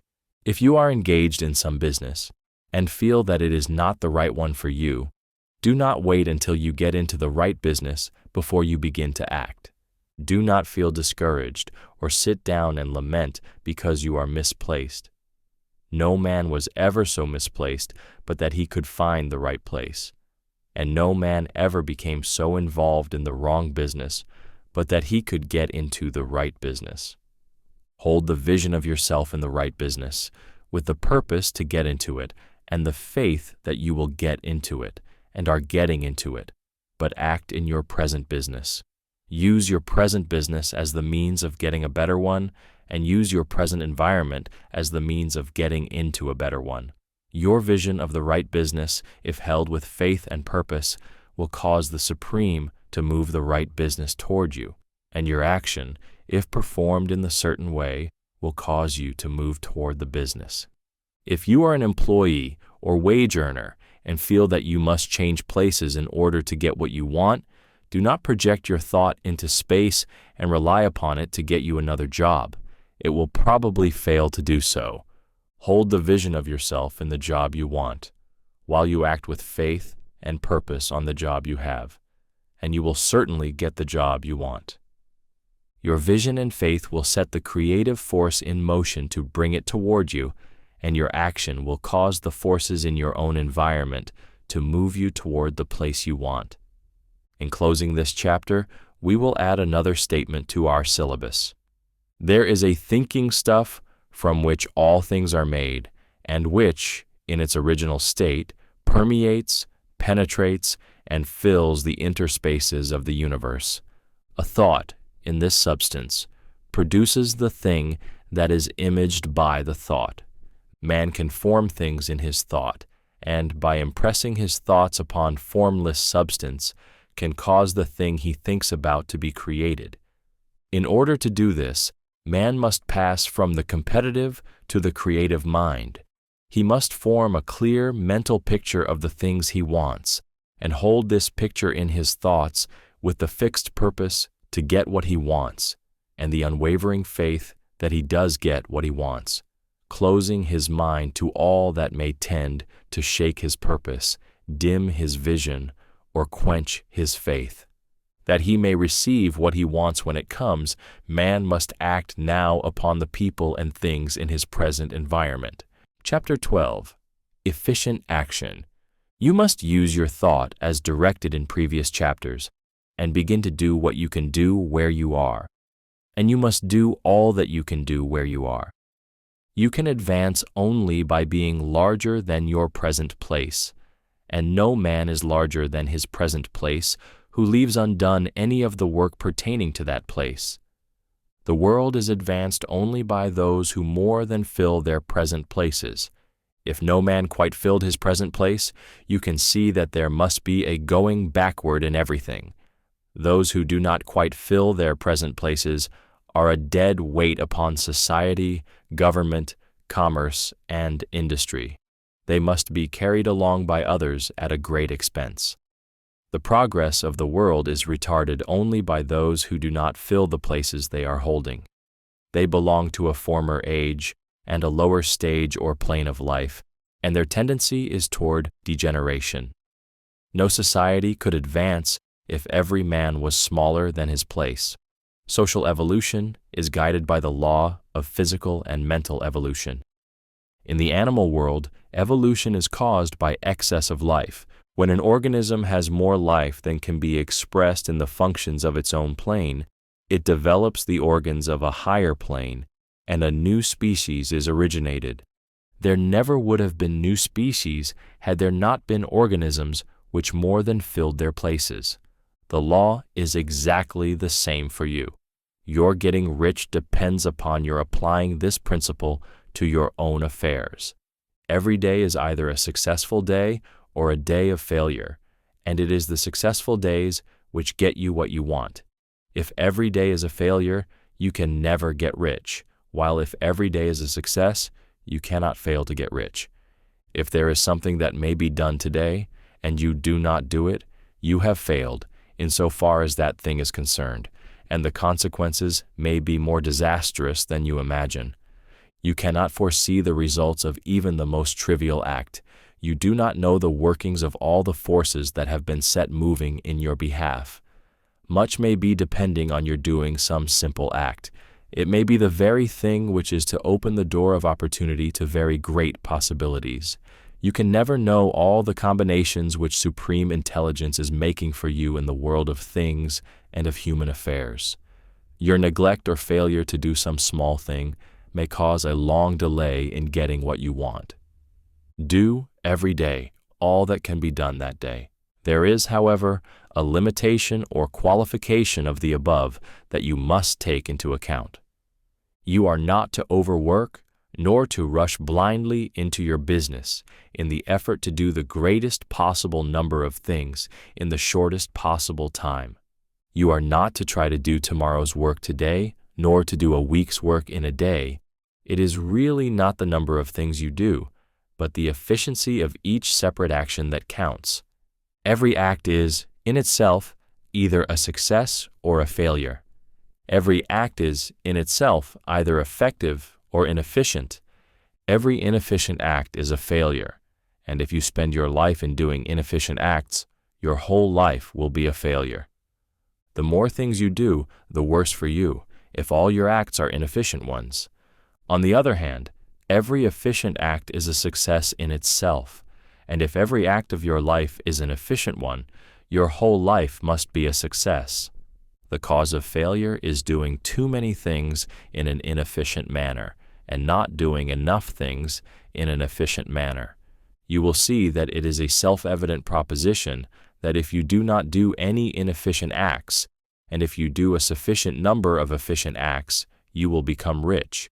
If, now, it is possible for you to make each act an efficient one, you see again that the getting of riches is reduced to an exact science, like mathematics. The matter turns, then, on the question whether you can make each separate act a success in itself, and this you can certainly do. You can make each act a success, because all power is working with you, and all power cannot fail. Power is at your service, and to make each act efficient, you have only to put power into it. Every action is either strong or weak, and when every one is strong, you are acting in the certain way which will make you rich. Every act can be made strong and efficient by holding your vision while you are doing it, and putting the whole power of your faith and purpose into it. It is at this point that the people fail who separate mental power from personal action. They use the power of mind in one place and at one time, and they act in another place and at another time. So their acts are not successful in themselves. Too many of them are inefficient. But if all power goes into every act, no matter how commonplace, every act will be a success in itself, and as in the nature of things, every success opens the way to other successes. Your progress toward what you want and the progress of what you want toward you will become increasingly rapid. Remember that successful action is cumulative in its results. Since the desire for more life is inherent in all things, when a man begins to move toward a larger life, more things attach themselves to him, and the influence of his desire is multiplied. Do, every day, all that you can do that day, and do each act in an efficient manner. In saying that you must hold your vision while you are doing each act, However trivial or commonplace, I do not mean to say that it is necessary at all times to see the vision distinctly to its smallest details. It should be the work of your leisure hours to use your imagination on the details of your vision and to contemplate them until they are firmly fixed upon your memory. If you wish speedy results, spend practically all your spare time in this practice. By continuous contemplation, you will get the picture of what you want, even to the smallest details, so firmly fixed upon your mind and so completely transferred to the mind of formless substance that in your working hours you need only to mentally refer to the picture to stimulate your faith and purpose and cause your best effort to be put forth. Contemplate your picture in your leisure hours until your consciousness is so full of it that you can grasp it instantly. You will become so enthused with its bright promises that the mere thought of it will call forth the strongest energies of your whole being. Let us again repeat our syllabus, and by slightly changing the closing statements, bring it to the point we have now reached. There is a thinking stuff from which all things are made, and which, in its original state, permeates, penetrates, and fills the interspaces of the universe. A thought, in this substance, produces the thing that is imaged by the thought. Man can form things in his thought, and, by impressing his thought upon formless substance, can cause the thing he thinks about to be created. In order to do this, man must pass from the competitive to the creative mind. He must form a clear mental picture of the things he wants, and do, with faith and purpose, all that can be done each day, doing each separate thing in an efficient manner. Chapter 13. Getting into the right business. Success in any particular business depends for one thing upon your possessing, in a well-developed state, the faculties required in that business. Without good musical faculty, no one can succeed as a teacher of music. Without well-developed mechanical faculties, no one can achieve great success in any of the mechanical trades. Without tact and the commercial faculties, no one can succeed in mercantile pursuits. But to possess in a well-developed state the faculties required in your particular vocation does not ensure getting rich. There are musicians who have remarkable talent and who yet remain poor. There are blacksmiths, carpenters, and so on, who have excellent mechanical ability, but who do not get rich, and there are merchants with good faculties for dealing with men who nevertheless fail. The different faculties are tools. It is essential to have good tools, but it is also essential that the tools should be used in the right way. One man can take a sharp saw, a square, a good plane, and so on, and build a handsome article of furniture. Another man can take the same tools and set to work to duplicate the article, but his production will be a botch. He does not know how to use good tools in a successful way. The various faculties of your mind are the tools with which you must do the work, which is to make you rich. It will be easier for you to succeed if you get into a business for which you are well equipped with mental tools. Generally speaking, you will do best in that business which will use your strongest faculties, the one for which you are naturally best fitted. But there are limitations to this statement. Also, no man should regard his vocation as being irrevocably fixed by the tendencies with which he was born. You can get rich in any business, for if you have not the right talent for it, you can develop that talent. It merely means that you will have to make your tools as you go along, instead of confining yourself to the use of those with which you were born. It will be easier for you to succeed in a vocation for which you already have the talents in a well-developed state. But you can succeed in any vocation, for you can develop any rudimentary talent, and there is no talent of which you have not at least the rudiment. You will get rich most easily in point of effort if you do that for which you are best fitted, but you will get rich most satisfactorily if you do that which you want to do. Doing what you want to do is life, and there is no real satisfaction in living if we are compelled to be forever doing something which we do not like to do, and can never do what we want to do. And it is certain that you can do what you want to do. The desire to do it is proof that you have within you the power which can do it. Desire is a manifestation of power. The desire to play music is the power which can play music, seeking expression and development. The desire to invent mechanical devices is the mechanical talent seeking expression and development. Where there is no power, either developed or undeveloped, to do a thing, there is never any desire to do that thing. And where there is strong desire to do a thing, it is certain proof that the power to do it is strong and only requires to be developed and applied in the right way. All things else being equal, it is best to select the business for which you have the best developed talent.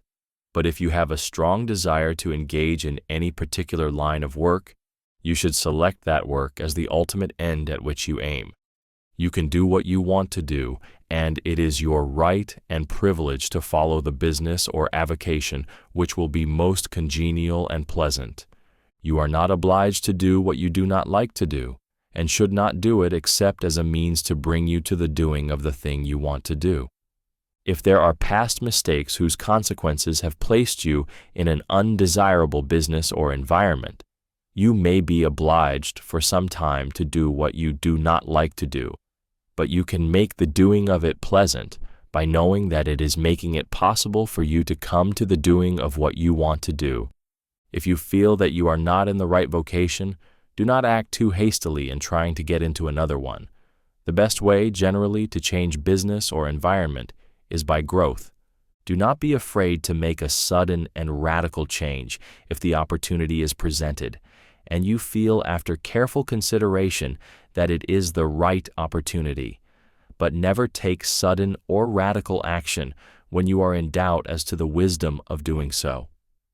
There is never any hurry on the creative plane, and there is no lack of opportunity. When you get out of the competitive mind, you will understand that you never need to act hastily. No one else is going to beat you to the thing you want to do. There is enough for all. If one place is taken, another and a better one will be opened for you a little farther on. There is plenty of time. When you are in doubt, wait, fall back on the contemplation of your vision, and increase your faith and purpose, and by all means, in times of doubt and indecision, cultivate gratitude. A day or two spent in contemplating the vision of what you want, and in earnest thanksgiving that you are getting it, will bring your mind into such close relationship with the Supreme that you will make no mistake when you do act. There is a mind which knows all there is to know, and you can come into close unity with this mind by faith and the purpose to advance in life if you have deep gratitude. Mistakes come from acting hastily, or from acting in fear or doubt, or in forgetfulness of the right motive, which is more life to all and less to none. As you go on in the certain way, opportunities will come to you in increasing number, and you will need to be very steady in your faith and purpose, and to keep in close touch with the All-Mind by reverent gratitude. Do all that you can do in a perfect manner every day, but do it without haste, worry, or fear. Go as fast as you can, but never hurry. Remember that in the moment you begin to hurry, you cease to be a creator and become a competitor. You drop back upon the old plane again. Whenever you find yourself hurrying, call a halt. Fix your attention on the mental image of the thing you want, and begin to give thanks that you are getting it. The exercise of gratitude will never fail to strengthen your faith and renew your purpose. Chapter 14. The Impression of Increase. Whether you change your vocation or not, your actions for the present must be those pertaining to the business in which you are now engaged. You can get into the business you want by making constructive use of the business you are already established in, by doing your daily work in a certain way. And insofar as your business consists in dealing with other men, whether personally or by letter, the key thought of all your efforts must be to convey to their minds the impression of increase. Increase is what all men and all women are seeking. It is the urge of the formless intelligence within them, seeking fuller expression. The desire for increase is inherent in all nature. It is the fundamental impulse of the universe. All human activities are based on the desire for increase. People are seeking more food, more clothes, better shelter, more luxury, more beauty, more knowledge, more pleasure, increase in something, more life. Every living thing is under this necessity for continuous advancement. Where increase of life ceases, dissolution and death set in at once. Man instinctively knows this, and hence he is forever seeking more. This law of perpetual increase is set forth by Jesus in the parable of the talents. Only those who gain more retain any. From him who hath not shall be taken away even that which he hath. The normal desire for increased wealth is not an evil or a reprehensible thing. It is simply the desire for more abundant life. It is aspiration, and because it is the deepest instinct of their natures, all men and women are attracted to him who can give them more of the means of life. In following the certain way as described in the foregoing pages, you are getting continuous increase for yourself, and you are giving it to all with whom you deal. You are a creative center from which increase is given off to all. Be sure of this, and convey assurance of the fact to every man, woman, and child with whom you come in contact. No matter how small the transaction, even if it be only the selling of a stick of candy to a little child, put into it the thought of increase, and make sure that the customer is impressed with the thought. Convey the impression of advancement with everything you do, so that all people shall receive the impression that you are an advancing man, and that you advance all who deal with you. Even to the people whom you meet in a social way, without any thought of business, and to whom you do not try to sell anything, give the thought of increase. You can convey this impression by holding the unshakable faith that you, yourself, are in the way of increase, and by letting this faith inspire, fill, and permeate every action. Do everything that you do in the firm conviction that you are an advancing personality and that you are giving advancement to everybody. Feel that you are getting rich, and that in so doing you are making others rich and conferring benefits on all. Do not boast or brag of your success, or talk about it unnecessarily. True faith is never boastful. Wherever you find a boastful person, you find one who is secretly doubtful and afraid.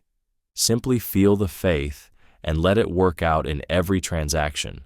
Let every act and tone and look express the quiet assurance that you are getting rich, that you are already rich.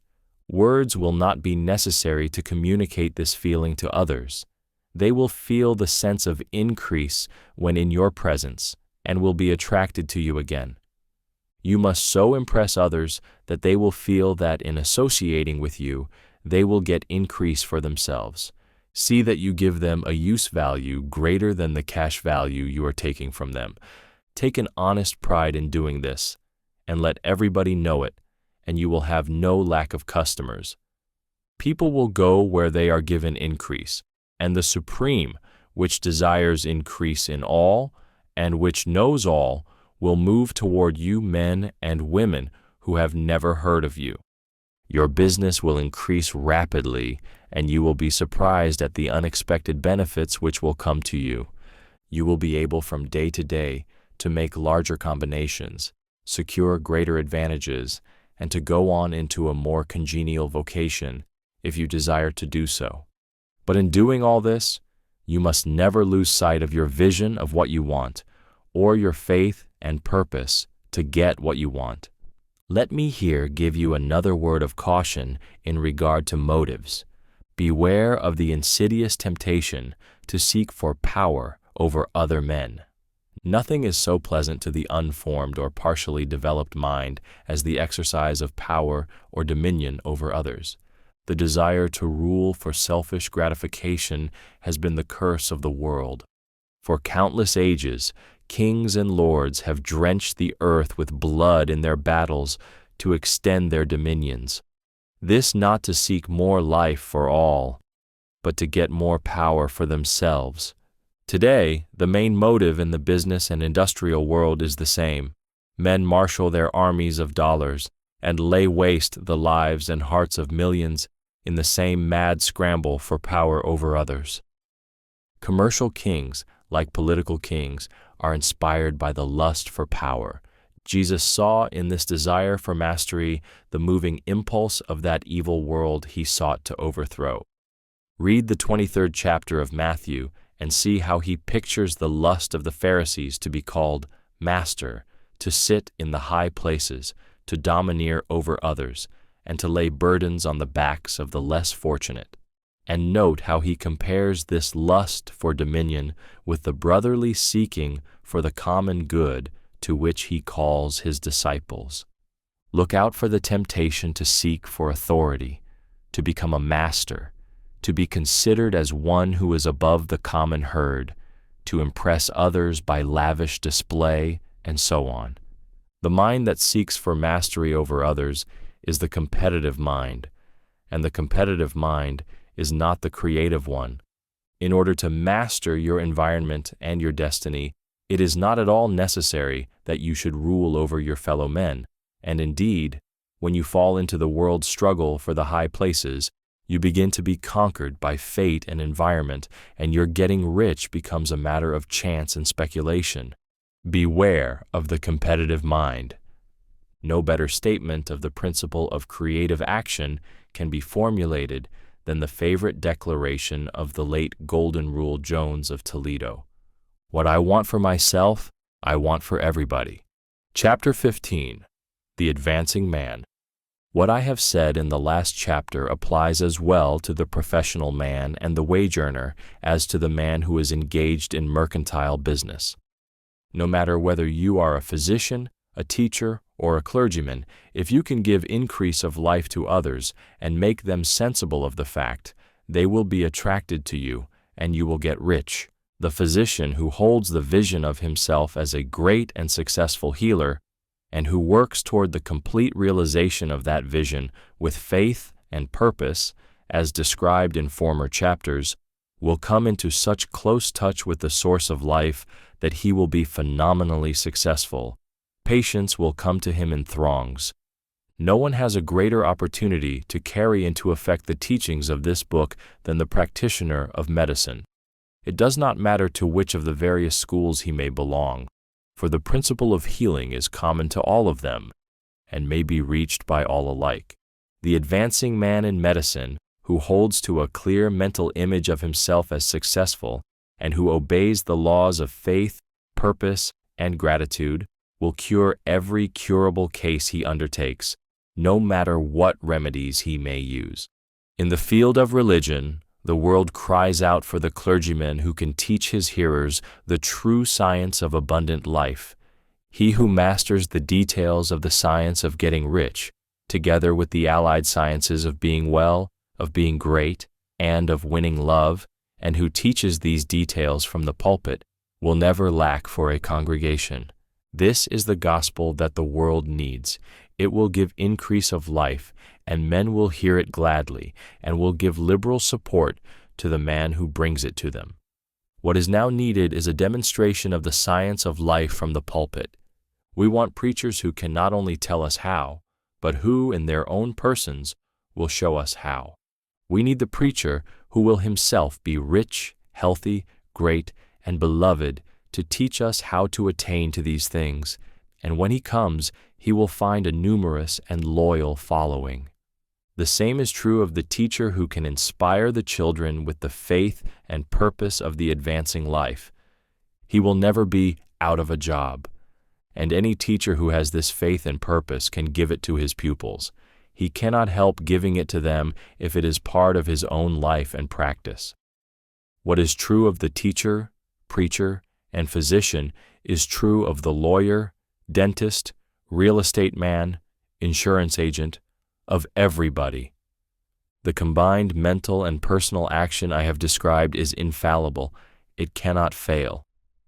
Every man and woman who follows these instructions steadily, perseveringly, and to the letter will get rich.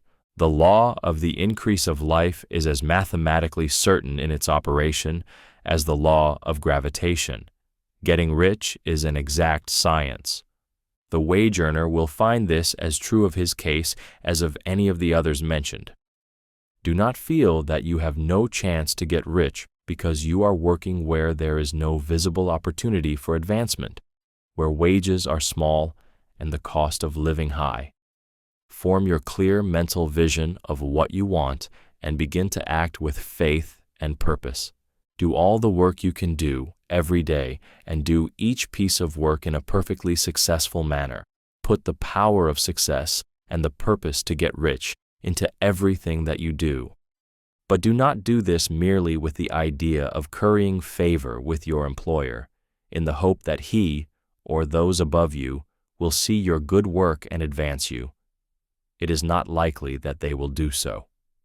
The man who is merely a good workman, filling his place to the very best of his ability, and satisfied with that, is valuable to his employer, and it is not to the employer's interest to promote him. He is worth more where he is. To secure advancement, something more is necessary than to be too large for your place. The man who is certain to advance is the one who is too big for his place and who has a clear concept of what he wants to be, who knows that he can become what he wants to be, and who is determined to be what he wants to be. Do not try to more than fill your present place with a view to pleasing your employer. Do it with the idea of advancing yourself. Hold the faith and purpose of increase during work hours, after work hours, and before work hours.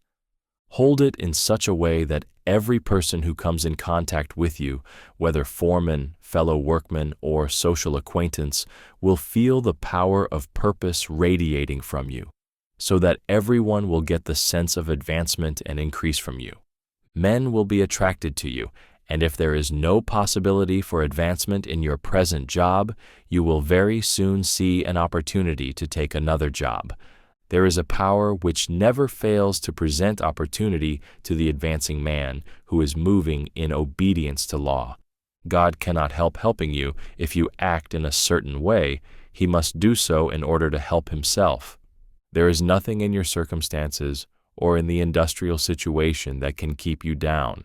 If you cannot get rich working for the Steel Trust, you can get rich on a 10-acre farm, and if you begin to move in the certain way, you will certainly escape from the clutches of the Steel Trust and get onto the farm or wherever else you wish to be. If a few thousands of its employees would enter upon the certain way, the Steel Trust would soon be in a bad plight. It would have to give its working men more opportunity or go out of business. Nobody has to work for a trust. The trusts can keep men in so-called hopeless conditions only so long as there are men who are too ignorant to know of the science of getting rich or too intellectually slothful to practice it. Begin this way of thinking and acting, and your faith and purpose will make you quick to see any opportunity to better your condition. Such opportunities will speedily come, for the Supreme, working in all and working for you, will bring them before you. Do not wait for an opportunity to be all that you want to be. When an opportunity to be more than you are now is presented and you feel impelled toward it, take it. It will be the first step toward a greater opportunity. There is no such thing possible in this universe as a lack of opportunities for the man who is living the advancing life. It is inherent in the constitution of the cosmos that all things shall be for him and work together for his good, and he must certainly get rich if he acts and thinks in the certain way. So let wage-earning men and women study this book with great care and enter with confidence upon the course of action it prescribes. It will not fail. Chapter 16. Some Cautions and Concluding Observations. Many people will scoff at the idea that there is an exact science of getting rich, Holding the impression that the supply of wealth is limited, they will insist that social and governmental institutions must be changed before even any considerable number of people can acquire a competence. But this is not true. It is true that existing governments keep the masses in poverty, but this is because the masses do not think and act in the certain way. If the masses begin to move forward as suggested in this book, neither governments nor industrial systems can check them. All systems must be modified to accommodate the forward movement.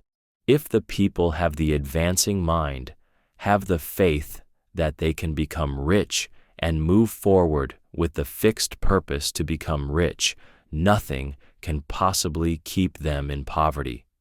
Individuals may enter upon the certain way at any time and under any government and make themselves rich, and when any considerable number of individuals do so under any government, they will cause the system to be so modified as to open the way for others. The more men who get rich on the competitive plane, the worse for others. The more who get rich on the creative plane, the better for others. The economic salvation of the masses can only be accomplished by getting a large number of people to practice the scientific method set down in this book and become rich. These will show others the way and inspire them with a desire for real life, with the faith that it can be attained, and with the purpose to attain it. For the present, however, it is enough to know that neither the government under which you live nor the capitalistic or competitive system of industry can keep you from getting rich. When you enter upon the creative plane of thought, you will rise above all these things and become a citizen of another kingdom. But remember that your thought must be held upon the creative plane. You are never for an instant to be betrayed into regarding the supply as limited or into acting on the moral level of competition. Whenever you do fall into old ways of thought, correct yourself instantly, for when you are in the competitive mind, you have lost the cooperation of the mind of the whole. Do not spend any time in planning as to how you will meet possible emergencies in the future, except as the necessary policies may affect your actions today. You are concerned with doing today's work in a perfectly successful manner, and not with emergencies which may arise tomorrow. You can attend to them as they come. Do not concern yourself with questions as to how you shall surmount obstacles which may loom upon your business horizon, unless you can see plainly that your course must be altered today in order to avoid them.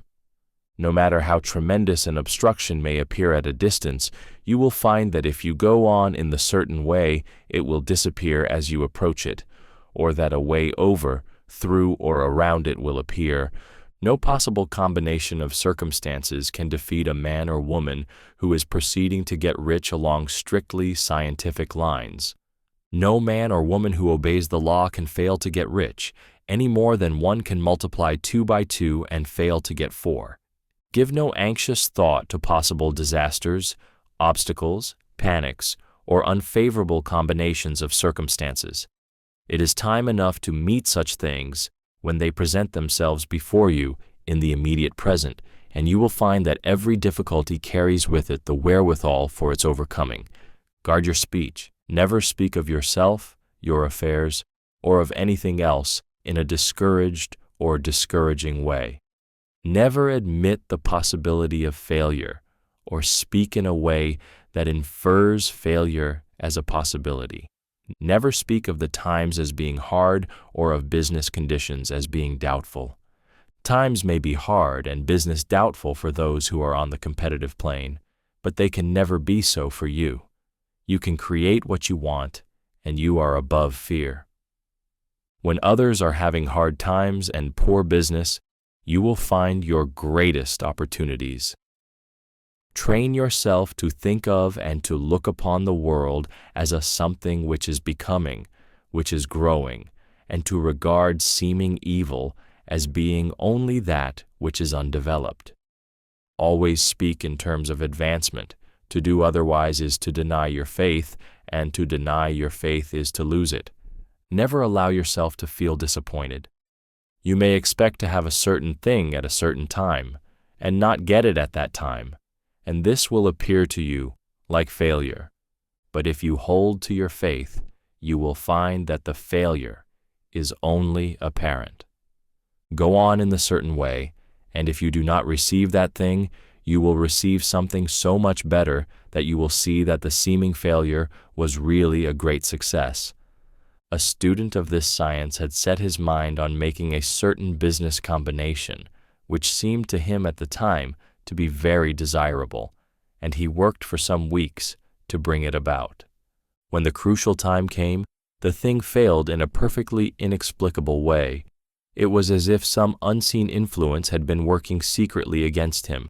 He was not disappointed. On the contrary, he thanked God that his desire had been overruled and went steadily on with a grateful mind. In a few weeks, an opportunity so much better came his way that he would not have made the first deal on any account, and he saw that a mind which knew more than he knew had prevented him from losing the greater good by entangling himself with the lesser. That is the way every seeming failure will work out for you, if you keep your faith, hold to your purpose, have gratitude, and do every day all that can be done that day, doing each separate act in a successful manner. When you make a failure, it is because you have not asked for enough. Keep on, and a larger thing than you were seeking will certainly come to you. Remember this: you will not fail because you lack the necessary talent to do what you wish to do. If you go on as I have directed, you will develop all the talent that is necessary to the doing of your work. It is not within the scope of this book to deal with the science of cultivating talent, but it is as certain and simple as the process of getting rich. However, do not hesitate or waver for fear that when you come to any certain place, you will fail for lack of ability. Keep right on, and when you come to that place, the ability will be furnished to you. The same source of ability which enabled the untaught Lincoln to do the greatest work in government ever accomplished by a single man is open to you. You may draw upon all the mind there is for wisdom to use in meeting the responsibilities which are laid upon you. Go on in full faith. Study this book, make it your constant companion until you have mastered all the ideas contained in it. While you are getting firmly established in this faith, you will do well to give up most recreations and pleasures, and to stay away from places where ideas conflicting with these are advanced in lectures or sermons. Do not read pessimistic or conflicting literature or get into arguments upon the matter. Do very little reading, outside of the writers mentioned in the preface.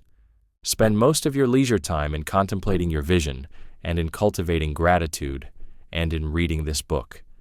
It contains all you need to know of the science of getting rich, and you will find all the essentials summed up in the following chapter. Chapter 17, Summary of the Science of Getting Rich. There is a thinking stuff from which all things are made, and which, in its original state, permeates, penetrates, and fills the interspaces of the universe. A thought in this substance produces the thing that is imaged by the thought. Man can form things in his thought, and by impressing his thought upon formless substance can cause the thing he thinks about to be created. In order to do this, man must pass from the competitive to the creative mind. Otherwise, he cannot be in harmony with the formless intelligence, which is always creative and never competitive in spirit. Man may come into full harmony with the formless substance by entertaining a lively and sincere gratitude for the blessings it bestows upon him. Gratitude unifies the mind of man with the intelligence of substance, so that man's thoughts are received by the formless. Man can remain upon the creative plane only by uniting himself with the formless intelligence through a deep and continuous feeling of gratitude. Man must form a clear and definite mental image of the things he wishes to have, to do, or to become, and he must hold this mental image in his thoughts, while being deeply grateful to the Supreme that all his desires are granted to him. The man who wishes to get rich must spend his leisure hours in contemplating his vision and in earnest thanksgiving that the reality is being given to him. Too much stress cannot be laid on the importance of frequent contemplation of the mental image, coupled with unwavering faith and devout gratitude. This is the process by which the impression is given to the formless, and the creative forces set in motion. The creative energy works through the established channels of natural growth and of the industrial and social order. All that is included in his mental image will surely be brought to the man who follows the instructions given above and whose faith does not waver. What he wants will come to him through the ways of established trade and commerce. In order to receive his own when it shall come to him, man must be active, and this activity can only consist in more than filling his present place. He must keep in mind the purpose to get rich through the realization of his mental image, and he must do every day all that can be done that day, taking care to do each act in a successful manner. He must give to every man a use value in excess of the cash value he receives, so that each transaction makes for more life, and he must so hold the advancing thought that the impression of increase will be communicated to all with whom he comes in contact. The men and women who practice the foregoing instructions will certainly get rich, and the riches they receive will be in exact proportion to the definiteness of their vision, the fixity of their purpose, the steadiness of their faith, and the depth of their gratitude. You've just listened to The Science of Getting Rich by Wallace D. Wattles. If you'd like to read this book in your own time, there's a free ebook edition available. You can download it at manifestingcat.com/science. If this audiobook resonated with you, please take a moment to like this video and subscribe to the channel. It really helps others discover Manifesting Cat, and it supports the sharing of calm abundance content like this. Thank you for listening.